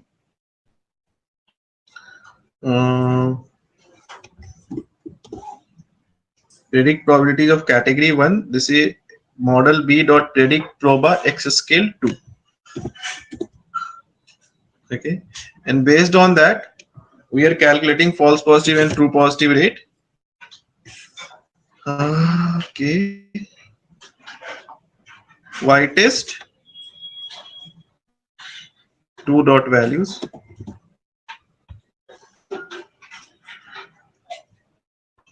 Okay, y-test 2 dot value, that is fine. Then we have ROC-AUC score. Y-test 2 dot values. All right, it is not that too good, right? But it's fine. Here FPR TPR, if you want to print, you can print, but that is not mandatory. We'll calculate the G value. Where is it? Is maximum? It is maximum at 421. So what is the threshold at 421? It will be close to 0.2 only, 0.18. So you can tune it between 0.18 to 0.25 kind of thing. So 421, and this is your 421. Okay, so now this is your predicted value on model B dot predict x test scale 2. This is also 2, this is also 2. Okay, and then here I'll compare y test 2 with y test predicted 2. Okay, this is a generic, okay, without using any threshold. Now I'll use any threshold over, let's say 0.19 it is showing, right? What it is saying 0.18. So 0.18 is almost like 0.19. 188. 0.188 means what? 0.19. So we can use 0.19. Okay. So y test pred threshold like this. So it will be compared with y test 2 and this one.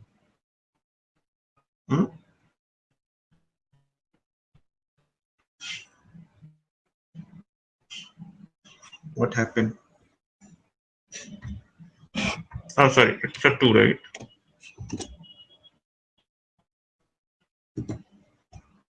Okay, so now the category 1 it's increases. Okay, but this thing goes very down.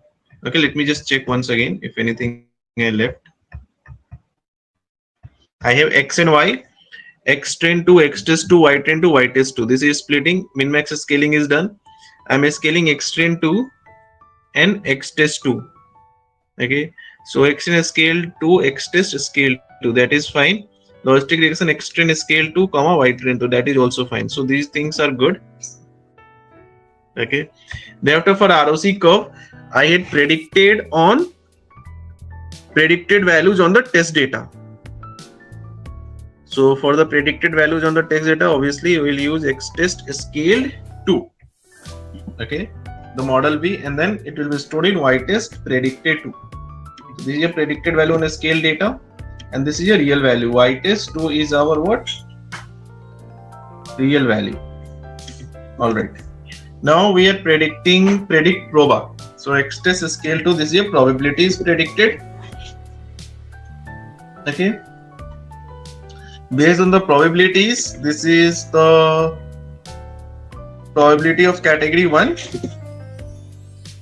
Using the probability of category 1 and the real value, we can calculate false positive rate and true positive rate. Based on that, we have a AUC score. This AUC score is better. Yeah, sometimes the split is actually affecting. So this is what true positive, false positive rate. Right now, here I have a false positive rate and threshold. It is 637 close to. Okay, now we have more number of this. Every time it is different, right? It just generate randomly. So we calculate over here G value. So now argument maximum is coming out to be 452. So at 452, it is saying threshold close to 0.18, but it's fine. It is saying 0.18, but I guess I'll tell you what. First of all, let me done it. Okay, so it is saying it is close to 0.18, right? So if I am using 0.18, okay, so what is affected? The category 1 is or 0.19 also, then category 1 accuracy is affected over here. So category 0 accuracy is affected much. Okay, so if I don't want this would be affected that much, what I can do, I can increase a bit over here. Okay, let's say 0.21. Okay, by tuning it, I can control it, right? Like this. So it is 0.53, 0.82. I can make it more. Let's say 0. What? 25. Okay. So now it is turning out to be little balanced, right? Let's say 0.30. It is more balanced now, right? It is all of them. Now it totally depends, like what I want. If I want anyhow, I want the category 1 accuracy to be higher, I can keep it lower, right? If category 0 accuracy doesn't matter me a lot, right? Or if I want both things to be close, So I can just try to tune it to make the things closer. Okay, like 635, 0.35, or let's say 0.31. Okay, so at this point, both are highly closer to each other. Okay, and overall, they are close to overall accuracy as well. So if I'll say 69% accurate, so it is 69 close to 69% accurate for both category 0 and category 1. Right. So the threshold value 0.31 can be good over here according to the tuning. Okay. So if I have this kind of situation, I can do it like this. That is, I can tune the threshold value in case of unbalanced data. The third way is what? Handling the class weight. Okay, what it means, let's say I have a data over here.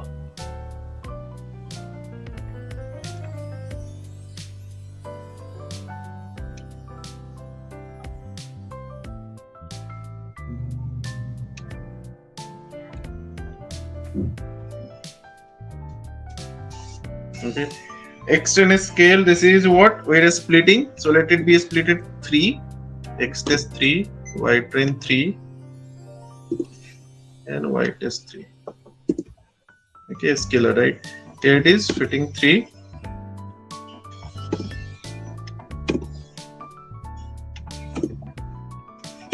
Okay, now when I define the model, okay, model C, what I do, I'll define over a logistic regression.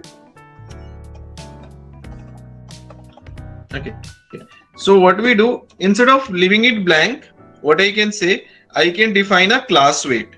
Okay, let's say class underscore weights. Okay, so by default, if I think that for category 0, it is number of samples is very less. Okay, for number of samples is very less for category 0. So what I do, I'll just decrease the weight value, default weight value for category 0. Let it be 0.3. And for category 1, 0.7. Okay, that means I am increasing the weight value of the category 1, that while the training will be done. During the process of training, we have multiple features. Each features will gain some coefficients. Each features will gain some weights in the process of minimizing the error. So I am saying this algorithm to give higher weightage to category 1 samples. Okay, wherever you are getting category 1 samples, give the features higher weightage. 70% weightage give to the category 1 features, and 30% weightage give to category 0 features. Right, this is like giving the preference because of lesser samples. So it is what? Training.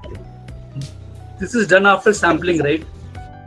Sorry, scaling after scaling. Right. Yeah, just because this is the training part, right? So dot fit, what we do, we can just use external scale, comma, y train 3. Sorry.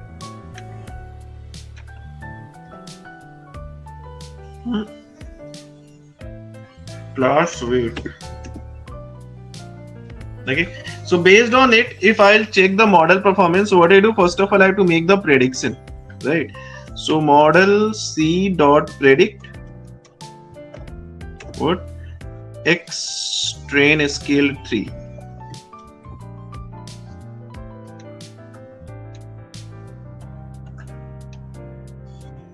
Okay, so I'll say what? Y train pred 3 is equal to this one, and thereafter y test pred 3 x test. Okay, so now we'll check the confusion matrix. So print confusion. Sorry, let's print the classification report, because classification report will give you everything. Classification report. In the classification report, what we feed? We feed y train 3 with y train predicted 3.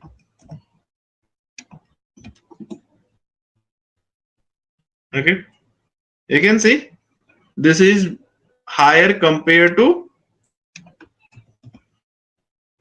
normal, same way y test 3 and y test predicted 3. So overall accuracy is 79%.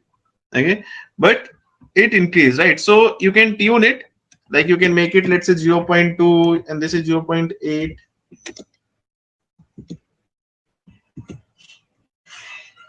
It increases more. Now it is quite balanced, right? So you have two options. Either you can use manually give it, or you can do the GridSearchCV.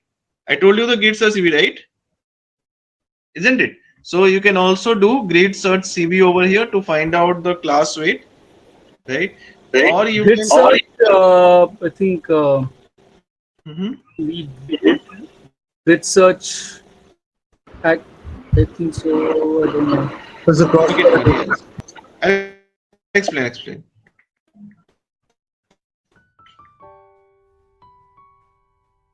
Okay. So here we can manually tune it and try to find it out, or we have one more option. The option is GridSearch. Apart from GridSearch, we have one more option. We can just use over here.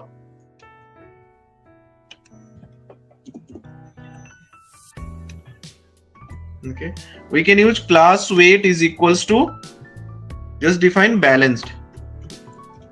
So what balanced will do? Balanced will automatically, based upon the data distribution, will balance the weights for each category. So now if I execute it, you can see we're getting the similar result, right? So if it is lesser, it will try to optimize the weights. Okay, so how balance actually optimize the weights? It works like this. Weight of any class, like I have two classes, right? We have two classes, category 0 and category 1, right? So weight I means it can be weight of category 0 and weight of category 1. This will be equals to what? N upon K minus Ni. Okay, where N is what? Total samples upon what is K? Number of classes minus number of samples in class. Number of samples in class I. So what is total samples? It may be, suppose I have total samples over here 10,000. Okay, so 10,000 upon number of class, it is 2 minus number of samples in class. Alright. Like say category 0. So for category 0, let's say sample size is 2000. Isn't it? Isn't it? So if you calculate it, it is 10,000 divided by minus 1998, right? Okay, if you calculate over here, so let's say 10,000 upon 2 minus, let's say 8,000. So it will be what? Yeah, close to 8,000 only. So 10,000 divided by 8,000, right? So here the weight will automatically get decreased, and for the sample size, for the category where sample size is small, weight will automatically get increased. Okay, that is what balance do. Okay, so balance in a way just divide the total data by the number of samples in a category. So that will automatically increase or decrease the class weights for you. Okay.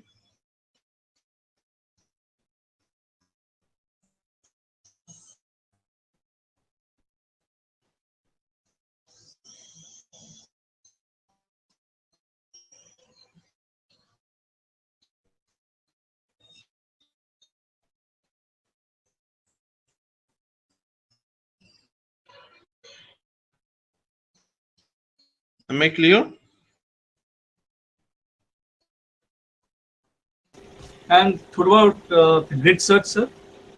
Okay, for the GridSearch, you need over here,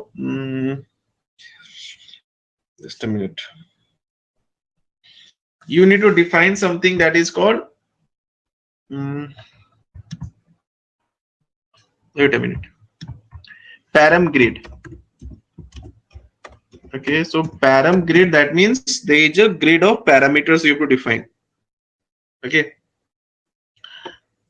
so in the parameter grid, how can you define? That's what I have to.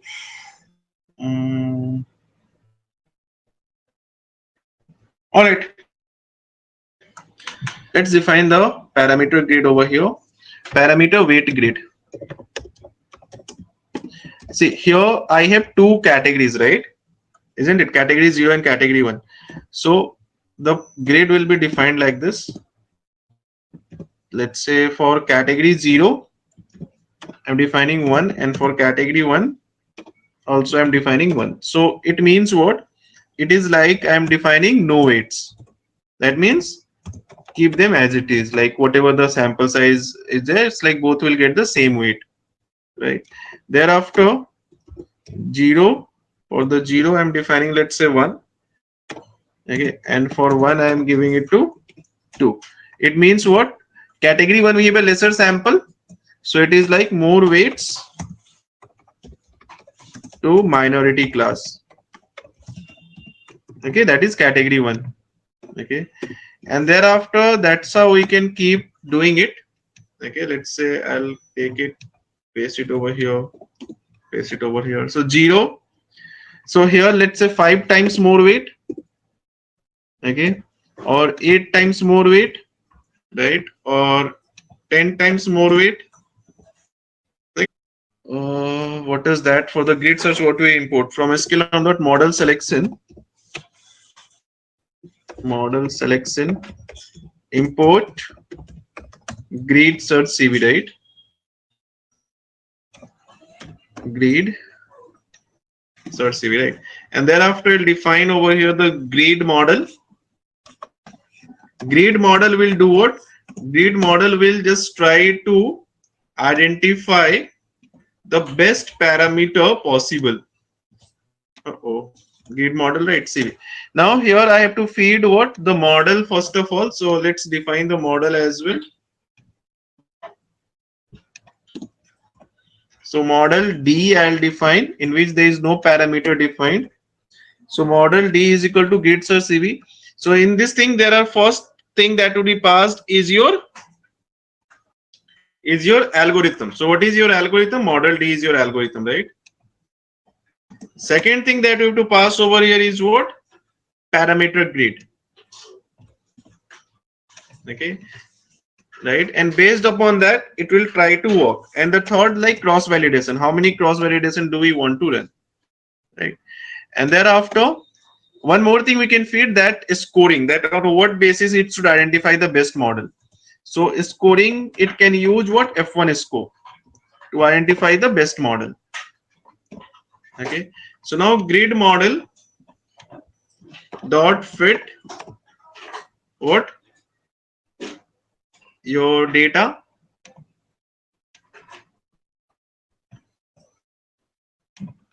Okay, and thereafter I can find out print grid model dot best params.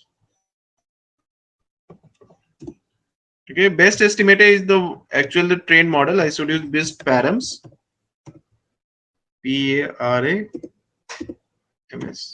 Okay, and then I can also find out the best scope.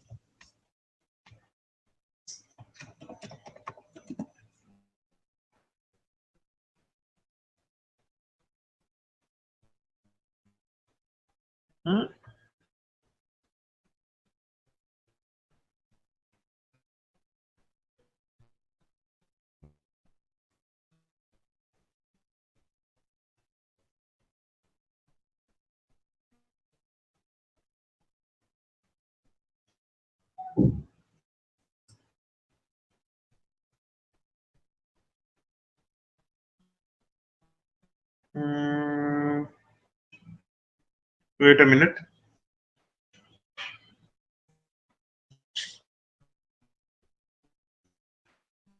Okay, let's say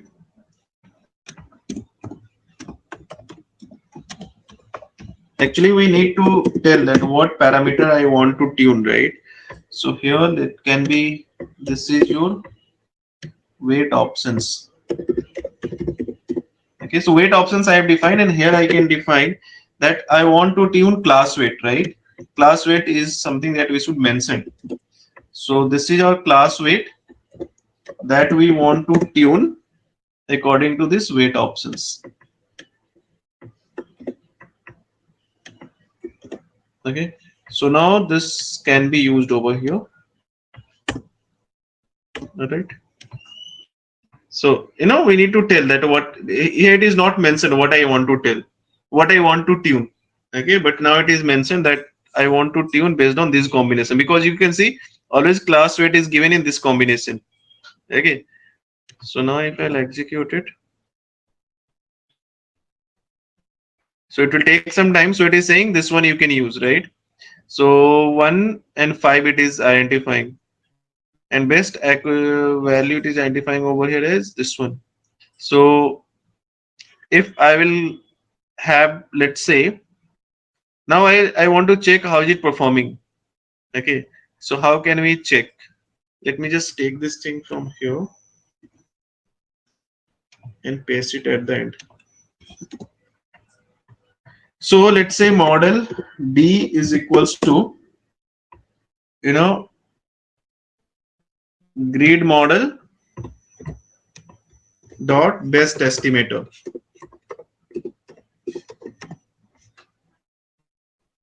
Okay, now based on this model D, I can try to find out the classification report. Okay, so here it is Y train and this is a predicted value. So model D dot predict. Okay, what?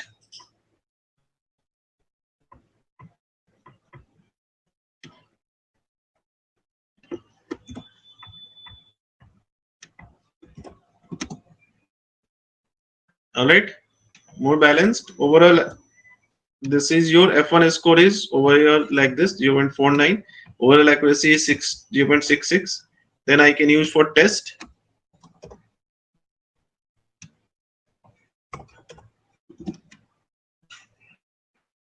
This is also more balanced. So through GridSearchCV also I can find out the best thing. So it is saying it is 5 times the because 20% is category 0, 80% is category 1. So it is saying 5 times weight should be higher for category 1. And same thing we did also over here. 0.2, 0.8, it is almost close to 5 times. All right. So this is through GridSearchCV, right?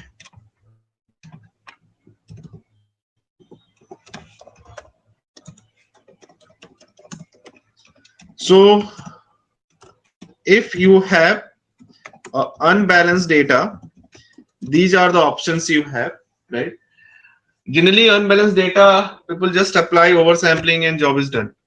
Okay, but every time oversampling you can't use. The reason I told you, there are so many data which can be very sensitive for oversampling. So in those cases, either threshold tuning can be used or class weight tuning can be used to make a model which is more balanced compared to raw model. Clear? Right. And you scroll a little up, sir. Mm-hmm. Scroll a little up. So this is 0, 1. Oh no, this class grid search. Mm-hmm. Grid search. This is a classification report. No, grid search. Okay. So this 0, 0 or this thing, comma, this thing, this. So this is the we are giving 10% weight to this, and then the second one, 1:1, 0:1, double the 1:2. It is like whatever the weight this guy is having, this category 1 will have double the weight. Like suppose category 0 is getting a weight 0.3, so category 1 will get a weight 0.6. Got it. Okay, so here it is 5 times, here it is 8 times, here it is 10 times. Got it. And okay, yes, so you have told us that if if the two values are not balanced, then we use either class weight or grid search. In case we don't, in case the data is very sensitive, and otherwise we can use just overfitting and that threshold thing. Yeah, right. I think when we are using medical data, then we should not use overfitting and threshold. We should use the grid search and class weight, I guess. Is that? Yeah, class weight is good. Okay, it will automatically assign the weights. And that one, you know, that threshold tuning also do the similar thing actually. What you are doing here, threshold is also doing the same thing, but in a different way. Okay, because in the threshold also you are not increasing the data size. But after predicting, you are giving more space for category 1. Like instead of using threshold value 0.5, you are saying that whenever the probability is more than 0.2, I will consider it 1. Right? So there also, you know, here you are initially only you change the weights. As initially only you change the weights, then threshold will remain close to 0.5. Right? But if you initially not changing the weights, then after the training, you are changing the threshold. Right, so this process and that process is almost similar, just two different ways. One before training, other after training. Okay, class weight and that threshold is almost similar. Yeah, it will almost give a similar result. Only this class weight tuning is done before training, right? Before the training only you change the weights, you give more weightage to this guy, okay, and lesser weightage to this guy. And the threshold also we are doing the same thing. Like suppose the probability is 0.3. So this probability of 1 is 0.3. So if the probability of 1 is 0.3, then probability of 0 is what? 0.7. But still, you said the predicted value should be 1. That means you had given a higher weightage to this guy compared to this guy, right? Isn't it? So whenever the probability of 1 is, you are saying lesser than 0.3, then only I'll consider it 0. All right. So that means after the training, you are giving higher or lesser weightage. In this case, before training only you have defined the weights. Oversampling is something where you are increasing and just balancing both the data so that both the samples can get, that means model can get enough samples in both the situations. Perfect. And sir, so this concepts we will use only in logistic regression, or we will use it in SVM, everything. Forest or everywhere. Whatever the algorithm we use in every algorithm we can use these concepts. Okay, the random forest, SVM, the algorithms that we are going to use further on. So we can use this concept there also, right? You're correct. If whenever we have unbalanced data or whenever we have imbalanced data, we can use it. Got it. Okay. All right. So that's why I had given a time over here so that you should know these things initially only. Answer. This we got it for this one. And I mean, 2 classes back, can you also give us a brief that, I mean, I'm just forgetting. You told us some concepts of, I don't know, where we can use it. So if you could just summarize, right? So that will be great. I mean, which concept? I'm just forgetting.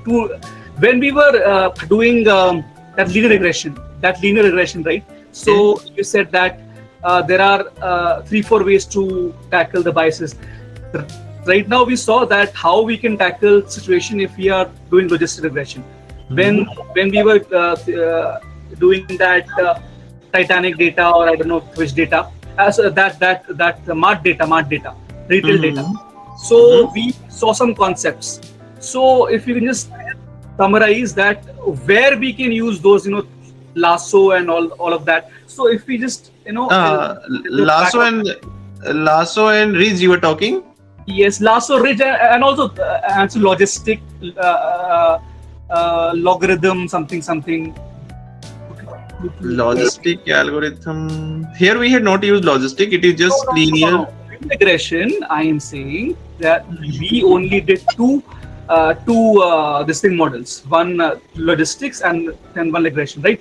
So in the linear one, you told just like right now you told about when there is a bias, we can use threshold, class weight, or this, so in this one, linear regression also, you told us many ways to tackle tune the model. Yes. Yeah, so that was a ridge and lasso regression I told, right? Right. That will really help, because then I will try to prepare it that way, if in case this is the issue. So what do you want? Shall I give you the revision of that particular topic once again? This is you are asking? Like, not a revision, just a summarization. Just Okay. like So it is like, when you have continuous value prediction, you have to use linear regression, right? Okay. And thereafter you can use non-linear regression as well, but the challenge with the non-linear regression, it increases the feature size a lot, right? So model size increases. So few things that we did here in this linear regression, like first we build up the normal model, right? And after building up the normal model, we had identified that our sales values was what? Sales values were right skewed. So we applied what? We applied over there log transformation. So with the log transformed value, when I train the model, my accuracy improved, right? R2 score actually improved. Right. Okay. Thereafter, we can use this thing as it is. When we use ridge or lasso, so ridge we use to avoid overfitting, but since our model is not overfitted, so we had not seen any impact of that. Correct. Right. Lasso we use to identify those features which are more important. Right. Lasso can help you in doing the feature selection. So lasso generally we use when you are working with a very large scale data, right? If you are working with a small size data, then lasso is not required. Okay, suppose you are working with 5 or 10 features, then lasso is not important. Like suppose if you are working with suppose 50 features. Now out of 50 features, you want to identify most important 10-12 features. Okay, so lasso will automatically give 0 coefficient to those features which are not so important. Okay, so that's how we can identify the most important features, and then when we build up the model using those important features only, like for example, I selected these important features identified by lasso, so we get the accuracy R2 score almost remains same, no change, right? That's the purpose of lasso that we had used. Okay, so yeah, this is what we discussed. Please tell me if anything apart from that. Fine. That is what I want. Nobody, do one thing, just go work on it once again. Okay, just try to work, and whatever that is not concept can this also can be used there also, right? Which one? Lasso. This concept lasso. And No. This is a regression based thing. So regression is different from classification, right? Okay. This was a problem of classification. Here the prediction can be either 0 or 1. 0 and 1. Yeah, it can't be anything else. But here it is a problem of regression. So in the regression, the predictions can be anything, right? It can be from 0 to infinite. Any value can be predicted. Okay. Right. So regression is different. Classification is different. In regression, you can predict anything. The model can predict anything from 0 to infinite. Here in the classification, we cannot use lasso. Right, lasso. We can't use, right, because lasso is used for continuous value prediction, not for categorical verification. Lasso and ridge both. Right. Oh, got it. Okay, understood. Here also there is a way to find out the important features. Okay, but that is different way. That's a different way. Correct. So like I'll tell you about the PCA or some other processes are there. Yes. I'll tell you, right. All right. So before that, please finish up to here. I don't want to put so many things. Yes, of course. Just finish up to here. Thereafter, we'll discuss that, right? Yes. Sir, next we will do what? Next, we will work on the algorithm like SVM. And KNN. Okay. And random forest, decision tree, naive bias. So in the next 2 class, I'll finish at least 3-4 algorithms, right? Because the concept, whatever the tuning process required, that I already told you, That is right? this. You know grid search, you know cross validation, you know this you know different tuning process like threshold and all. So now we just need to know Need to fit the model. Just need to fit the Right. model in that. Yeah, correct. correct. So that will not take much time. Right. Okay, fine. Okay. Thank you. you. Thank you.